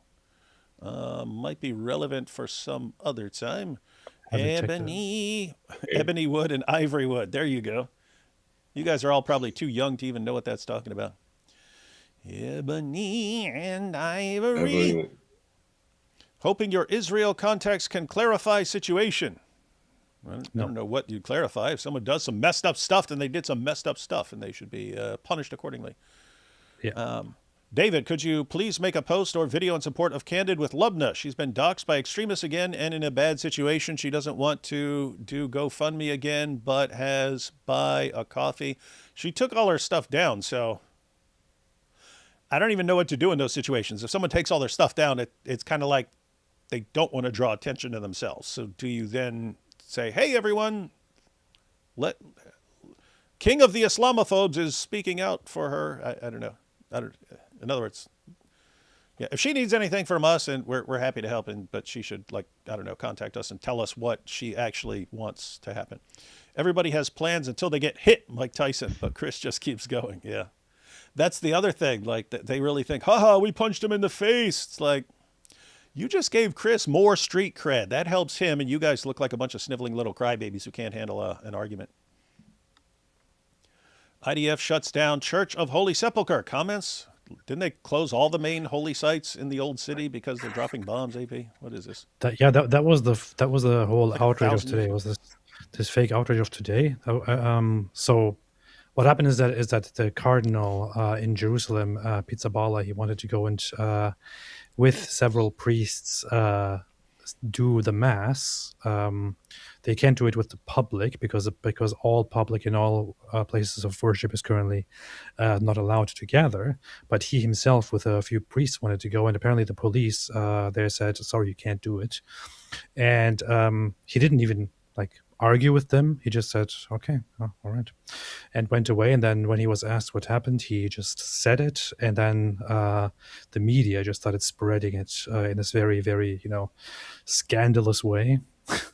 Powerful. And then Netanyahu jumped in. I'll puff. Daddy comes over here and what? Netanyahu then jumped in and said, "This should not be happening. I will order the police to allow the cardinal to do his services and all that." So that's just basically what it is. But it's not. It's some people try to make it look like a discrimination against Christians, which it was not. It's like equally applied to everybody. Nobody's at the Western Wall right now. David Wood stole his haircut from Mike Winger. Ha ha. No, I got my haircut. Confirmed. What's that place called? Slough? I got my haircut in Slough from the greatest barber in Slough. Fun fact, Richard scared Saladin so badly that at Jaffa, when Richard leapt into the sea from his ship to lift the siege, Saladin turned his tail and ran. No way. Saladin runs from no man. Goofy Yellow Star. From two men, actually. Hey, Ida tried to trick me. Look at what Ida did. So she always tries to get me to read the super stickers, but now she sends a super chat, but it's actually just describing the same way. Goofy Yellow Star with huge grin, including pom-poms bouncing cheerfully and sending hugs.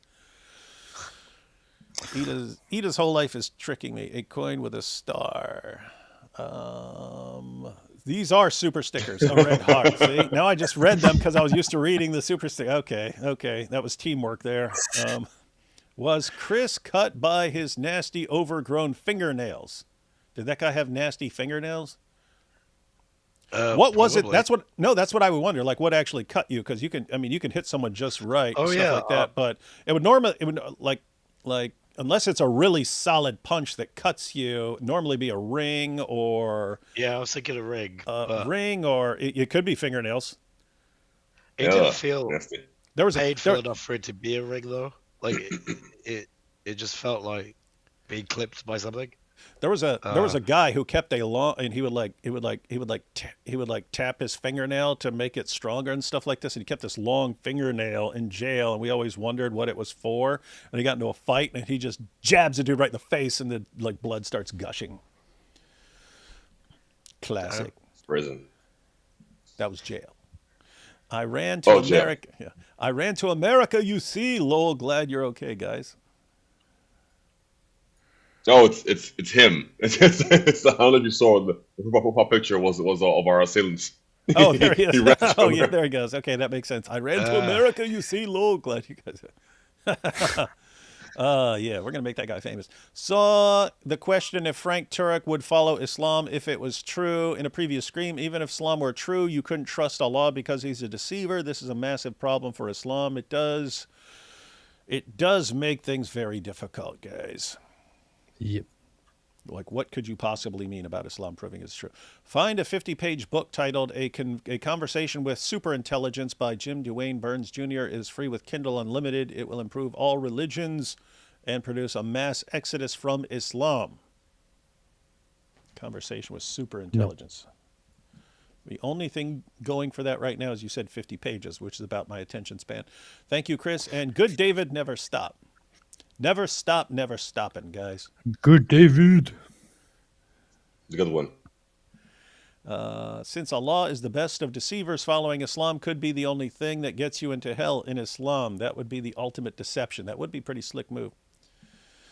Uzair was excited. Good David resembles the Al-Zut. What the heck? Oh boy, is that what happened? Yeah, he's like, hey, is that what happened? Is this one of the men of Oh Al-Zut? my goodness.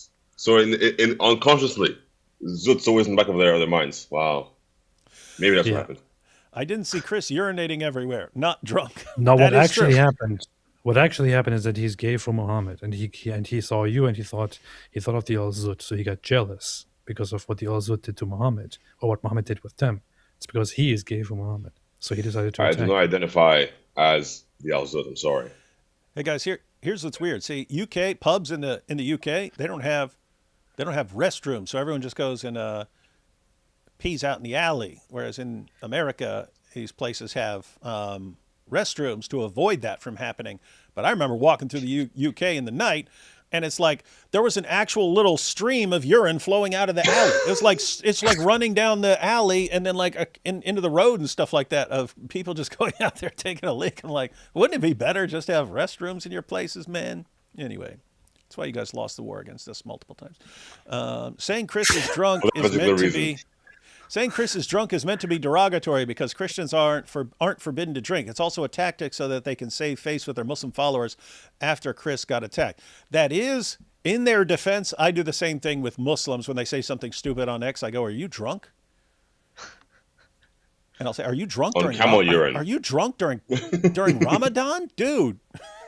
Lay off the sauce, man." When you just want to talk, but the Al-Zut are putting on a Tom Jones record and lighting candles. Gosh. One of the worst things that ever happened is all this Al-Zut stuff became popular.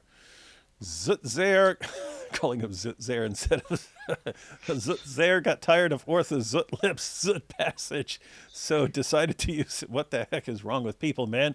We got some of AP's weird old fans from back in the day coming over here. For context, Richard leapt into the sea with only chainmail and a Dane axe alone, and Saladin still bravely ran away when he heard Richard was there. Bravely ran away, away. We wrestle not against flesh and blood, praying. That's good. These guys are ultimately controlled by demons, like their prophet.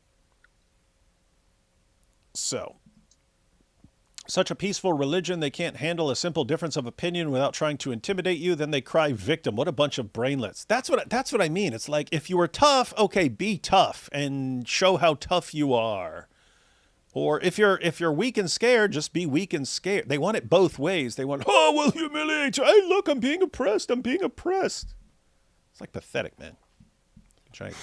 Don't be lukewarm. Either be hot or cold. Pick one. All jokes aside, it depends on the pockets and the overall body language, because a lot of terror attackers go with weapons in their pockets, but like in coats or heavy jackets, you can see the difference. Yeah, we're not saying that no one with hands in pockets would ever be a threat. Just not Chris. You could see from the size of his pockets that he had something serious in there. Someone had some big puffy jacket, and I guess if you thought, hey, maybe his backpack is... It was a magic backpack. A bomb. Just unlimited weaponry and alcohol. Yep. Unlike the Al-Zut. Is the religion of pieces. Chris doing the Lord's work. It is good. And notice, guys, no matter what happens, that's why they can't win. No matter what happens, they get exposed. If he'd had a debate on the Islamic dilemma, he would have got exposed. Islam would have looked bad. So what happens? They want to get aggressive and violent, and Islam gets exposed. There's no way to win. There's no way to win. That's just what happens when you don't have an actual case. Why did he come so violent? Muhammad in the desert. That's messed up, man. Yeah. People are messed up. Libiano was drinking vodka lemonade. Confirm. Wouldn't surprise me. That should be on a shirt now. Why did he come so violent? That should be on a shirt. But have a Muhammad cartoon, have him in the desert. You're wearing a shirt, but I am not. The Prophet then raised his shirt, and the man embraced him and began to Libiano his side. Then he said, "This is what I wanted, Messenger of Allah. This is what I really wanted." Soon as he said, "Tell him what you said about the Prophet," he knew what he was doing. He was inciting violence. He's too much of a coward to do it himself anyway, but this is Islam. God bless you, fellas. Yeah, that's either inciting violence or it's him trying to justify not having a discussion and saying, you see, I can't talk with these guys. They're mean. That is actually what I was thinking. You know, when you said earlier that he's trying to that he wants to amplify it, or he wants everybody to know because he wants to present an excuse. I think that the other possibility is simply that he wants to incite violence, that he wants to make you unsafe there. I think he would lovingly go for that. And of course, he doesn't have a problem with somebody beating you up. Yeah, you can try. Was Mo a temporary wife of 30 Zut? Yeah, we don't know if they were still doing mutah at that time, and that was just a one-night mutah thing. We don't know. We don't know the details. Islam doesn't have an argument without violence and taqiyya. Dear brothers in Christ, Chris and David, how are you? Dawa serpents should be deported. Don't know what to say. Agreed. Yep. Agreed. I've been better. Like, I don't know if you guys can tell, but yeah, my voice is dying a little bit. You see? That's what you get. That's what I get. You see? The law has cursed Chris, and Chris can no longer even speak. Hey, Chris's voice right now reminds me of Dawa. It's like dying. Christ, call me urgent. I've every single incident recording that been erased by them, and also, I think he means Chris. You mean Chris. Okay. Yeah. Chris. Yeah, guys. Christ call me has a very different meaning from Chris call me. So this says, Chris, call me urgent. I've every single incident recording that's been erased by them, and also you guys will be shocked knowing the truth. I'd message him, Chris. Yeah, you can email me at chris@speakerscorner@gmail.com. Yeah, because... Yeah, so you can email Chris. And give him the details. Yeah, it sucks because I could have done that as well. You can actually just screen record the stuff before they take it down. If you want to download it, you have to wait till it finishes processing, which can be several hours. But yeah, could have screen recorded it. So maybe someone screen recorded it or got a copy somewhere else. When you go Islamic, you go demonic. That's true. So basically, David became a hero character from Tekken, and Chris learned how to fly and got a picture for his new book. Good to see that you're both okay. Oh, hey, D-Wood and AP. Oh, I love that. That's great. Basically, I am Heihachi Mishima. Don't mess with me. Hey, Nice. hey, Chris, you can make a Yeah. separate, you can make a different Islamic dilemma out of this, like the way Inspiring Philosophy made a, like, I forget what he called it, clear Quran dilemma or something like that, where he pointed out that the Quran claims to be clear. So if the Quran is clear, then the Islamic dilemma follows, because all these verses clearly affirm our scriptures. And if the Quran isn't clear, well, it claims to be clear. And so either way, it turns out to be wrong. But you could have like a second order Islamic dilemma where they actually try to respond to the Islamic dilemma, in which case they lose and Islam gets exposed, or they don't want to do that and they get violent, in which case Islam is exposed. So either way, Islam gets exposed, and they just have to decide which way it's going to get exposed. That's pretty good. Dwap. Oh, dude, D-Wood and AP together is Dwap. Dwap et al. Have you seen any Joseph Cohen's videos? Example video titled Jew sings Quran beautifully, but Muslims panic when he translates it. Yep. He does a fantastic job. Wait, Joseph Cohen, who's that? Is that Israel Advocacy Movement? Oh yeah, I've seen him. Wait, did he sing it? Did he sing the Quran? Yeah, he does read the Arabic. So what he does is he just catches random Muslims live, and then because he looks like clearly like a Jew, and he has like the Israel flag behind him, people start attacking him, and then he just starts like reciting the Quran to them and things like that. It's That's very, funny. very good. But I think the funny part is the things he recites are always about like giving the land to the children of Israel. That's what makes it funny. That's actually funny.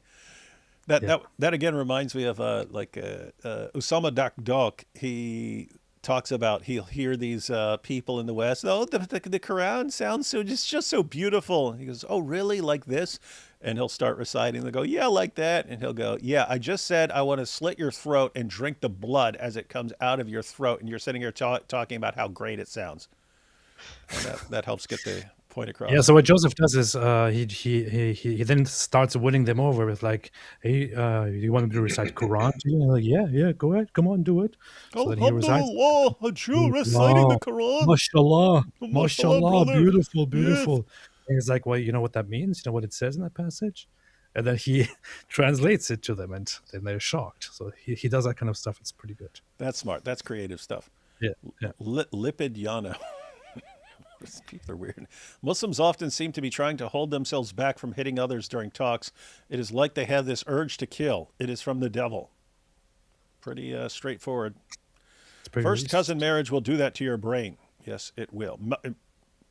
Generally has to be several generations of it, but that's exactly what happened. 40 generations of it. How do we know that they were hanging out with trans? They could be hanging out with Gabriel, making it seem like it was trans. Good point. It only appeared that way. Good point. We take it all back. Not the way Muhammad took it. In the back. Hosanna in the highest. West Virginia and Tannerite are like Mo and moon splitting. Yep. West Virginia. Is that Candace half-brother has the same eyes? Lol. No, I am in no way related to her. I do not like her at all. Never have, never will. You absolutely do not have the same eyes at all. Wait a second. Is that the Assailants? Yeah, that is. You see? Look at this, guys. Libiano's buddy here commenting and says that all black people look the same to him. That's Shocking. exactly what he told me when I was with him. Horrendous. God bless you. I'm inspired. Apologetic security detail. That's good. Ireland has a celebration where they build a large bonfire. Could do the same, but with Quran. Not in Ireland. The largest pyramid made of books is 144,000. This is a world record. We can beat that, and then you know what we can do after. This sounds very Islamophobic. My local church encouraged people to maintain Ramadan etiquette this year. Oh my goodness. Next year, my buddies and I will stick bacon on the barbecue every day instead. That would also be Islamophobic. I'm noticing a pattern here. So when British Dawa dudes beg for donations to their tea fund, it's not tea. Wait, what? Okay. It's trans. They're saying it's trans. It's not tea. Yeah. Yeah, maybe I'm getting tired. Maybe that's a sign. Okay. Yeah, some right. people have buy me a coffee. The Dawa guys have buy me a tranny or something. Buy like me a that. tea. Oh my goodness. Okay. All right. Quran desecrations will continue until behavior improves. Yes, it will. Morale and behavior. They're mad Chris wouldn't join the Al-Zut circle.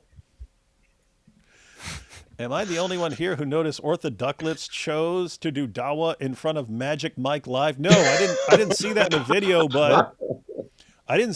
video, but I saw multiple people commenting on that. We got to check that out because that's a valid point. If he's actually in the area, yeah. If he's actually out in front of Magic Mike Live, that was intentional, guys. That was intentional. Calm down. Ceasefire now. I see no difference. Yeah. Yep. Allah stopped Chris's drunken fist kung fu, you see. Allah's very strong. Their narrative is that you were drunk and smelled alcohol. Yeah, we know. They always have a narrative. How do they know what alcohol smells like? That's my question. How do you guys know alcohol so well? Mm-hmm. Good catch, Dr. David Wood. Oh, yeah, when Ida tried to trick me. Turn the other cheek. How can I teach balance and point out people use this to manipulate Christians? It takes a lot of prayer to not want crusades. If you wanted to... If you should want crusades. Yeah. Yeah, as far as just the passage, even if you think Jesus is laying down a rule here, I'm not convinced that he is laying down some permanent rule and so on. He's teaching people to kind of like not just go with their natural inclinations on things and so on. But anyway, there in the Greek, it's an open hand slap. It's like that. It's not someone trying to kill you. It's not someone trying to rape your wife or anything like that. It's an open hand slap that was considered more of an insult. It was considered an insult, not like a physical attack. And so what is that? Someone's trying to, and you have to, this is during a time of Roman occupation like that. If someone forces you to walk 1 mile, walk with him 2 miles. What's that talking about? When do people force you to walk a mile? When does that happen? During a Roman under Roman occupation, a Roman soldier could walk up to a random person and say, "You're carrying my stuff for the next mile." They couldn't make you walk longer, but under the law, they could make you walk a mile carrying their stuff. Then you had to take it back, and so Jesus says, "Hey, they're making you walk a mile. Walk with them too." So what do you do with that? It's like Jesus. That's not. It's not backing down. It's like showing your contempt for what they can do to you. And so you have a lot of room for interpretation here. Is this talking about when you're under occupation by an overwhelming force that don't respond to their insults and so on and things like that by getting violent because they're going to kill you? But at the same time, you're not just running and groveling and you're making a point to them. Like, I don't care what you can do. Yes, you can make me do this. I don't care. Yes, you can slap me in the face. I don't care. You want, look here, there you go. But Muslims use it as any Christian, you just walk up to them and beat the crap out of them. They're supposed to take it all the time. And I have to say, there are times when you would just take that, right? If you're in a Muslim country and they're gonna beat you to death for preaching the gospel or something like that, that's a situation where if they're gonna beat me to death, I would let them beat me to death. Guy kicks down my door and is attacking my family. I see zero evidence biblically that I'm supposed to just sit back and go, "Oh, I'll just turn the other cheek." Seriously doubt that's what's being maintained there. You guys have any if I can just comment on that. Yeah, if I just comment on that real quick. Again, at the corner, this comes up all the time. And I basically agree with everything David said. Just to summarize very quickly, the 3 examples Christ gives: turning the other cheek when you're slapped, giving someone your cloak when they ask for your tunic, And also walking an extra mile with somebody when they do something called like a Roman impress, where they force you to walk a mile carrying their stuff. These are all things that are non-life threatening. They're just insults. So in the modern day, you could interpret it as, for example, somebody insulting you, swearing at you. You don't have to swear back or insult them back. But definitely in the Christian tradition, we've had multiple times when we've gone to war. We even have a warrior saint who died defending Christendom in multiple different regions and time periods. So war, fighting, defense, none of this is against Christianity. I mean, how else can the church reasonably expect to be maintained if we never fight to maintain it? We can certainly fight, but we shouldn't aim to lead with fighting, which is why Christ says things like, if you live by the sword, you will die by the sword. To say if your first instinct is to be violent at any aggravation, then most likely you will meet your end during violence. That's very different. That's being excessive, which is very different from defending yourself. You don't always have to respond to an insult. You can actually just say, God bless you, for example, as a retaliation to an insult. The assailant was being racially insulting to me. I didn't do it back to him in that same way. I didn't insult him, but I didn't use racial motivated insults. So that's an example, for example, of turning the other cheek per se. Nice. We had a weird question here. Which David is taller? David. I don't recall. David is. David's definitely taller. Agreed. Let's see. Yep, almost done. D Wood, a T-shirt that says, "I'm not paranoid. Islam wants me dead." Has no one thought of that? I'm not paranoid. Islam really wants me dead. That's funny. Chris, it is your fault. Your nose was uncovered. Now it's covered. See? Now it's covered. Yeah. I saw the vid. If you had a little awareness, Chris, and a 2-inch slip to the left with an overhand right, he would be out cold. An Aussie tip. Fair play. I'll keep that in mind. For next time. For next time. It is interesting that you don't have to do any fancy duck. I mean, if a fist is coming at you, you only have to go here. Missed. No. Yeah. No, I was going to say. What's that? No, I was going to say I didn't expect him to do it. I didn't think he. That's the other thing. Yeah, that's the other thing. You generally, like I mean, imagine someone is just like they just draw back like this, and you move and dodge and be like, ha ha! Look at him. He's scared. He thought I was gonna. 2 for flinching. No, the assault eyes. Lol. Yeah, we got the assault eyes. To be clear, I know it's a manipulation tactic when others use it. How do I make other Christians understand this? I pray for y'all always. Well, you kind of bring up the stuff we were just talking about there. Yeah, it's common sense. All right, guys. Should we shut it down? Any final thoughts on any of this? I can barely speak. So, David, tell everyone about my book. Will do. Ladies and gentlemen, you've been long awaiting it. It's almost finally here. The premier book on the frontline topic of Islamic polemics. The book by Chris at Speaker's Corner, titled The Islamic Dilemma. In stores April something. Wait, Nailed what? it. Wait, what? Wait, actually, April, you give a date. What's the date? He gave a date. What's the date? Sorry? Oh. I didn't. Wait, was I meant to do that? Forget what David said. He's just malfunctioning. Yes. You know this is on YouTube, man. And just like the Dawa boys will delete it. All right, we'll delete this stream. We'll try again. We'll delete it. We'll delete the whole Yes. Let's do this again tomorrow. No, hey, it's good if you have a date and share that with everyone. We should have a big launch party, and guys, everyone needs to get it. Everyone needs to learn it. Everyone needs, if you have local Christian schools or something like that, you need to encourage them to start using this. I'm telling you, if Christians in general. If it became, there's zero reason. It's some work involved. It's a lot of work involved, but there's no reason this should not become totally a normal part of being a Christian, that you are aware, given the world that we're in and what Dawa guys are trying to do, it should be a normal part of being a Christian.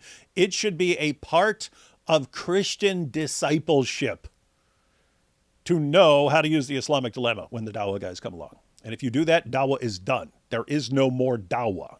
It's gone. It is cooked. Stick a fork in it.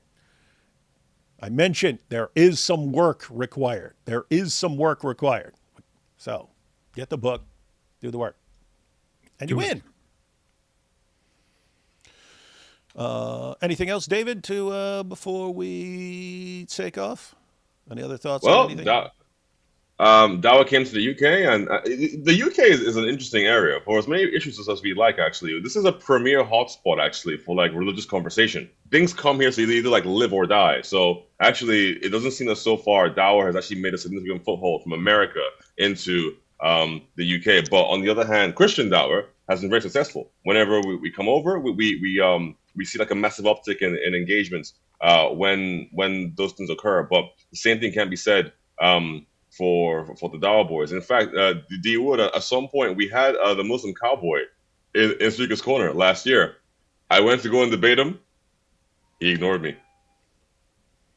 I've never seen him debate anybody. He just likes to run his mouth on X and make stupid videos. Yep.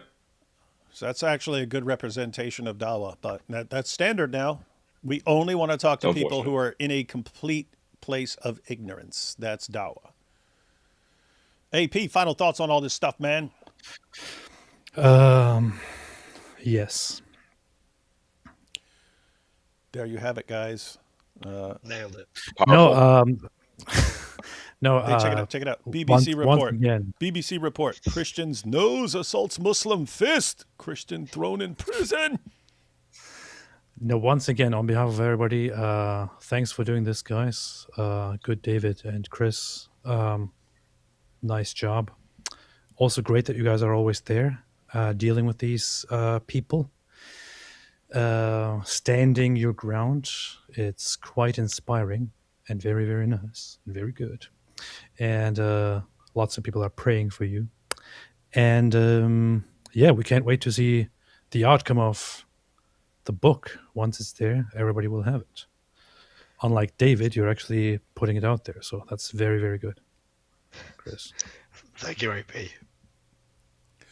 And we have Seymour Zutz. That's a good one. Instead of Seymour Butts, it's Seymour Zutz. All right, everyone. Thanks to David and Chris for crushing it over in the UK. And guys, what you just saw, that's Dawa losing. That's Dawa losing. And it is that situation. We either engage with the Christians, in which case we get embarrassed and we lose our credibility, or we get violent, which may impress our fans, but with the rest of the world, we look like a bunch of cavemen idiots, and there's just no winning for them. They have no move where they don't lose, which means that these are good times. All right, everyone. We'll be back tomorrow. We have a messianic... This will be earlier. It'll be 6 p.m., but we have a Messianic Jew who's going to break down... A Jew? Yep. We're going to have a Jew on with us. And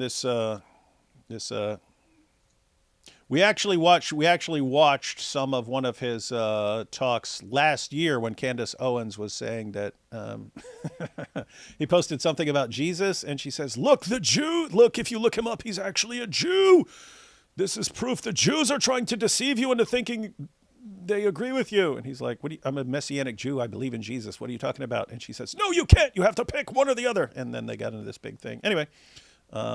That's ridiculous, man. Have you ever read in any text a Christian refer to himself as a Jew by saying, I myself am a Jew? That's ridiculous, isn't it? Absolutely. Yep.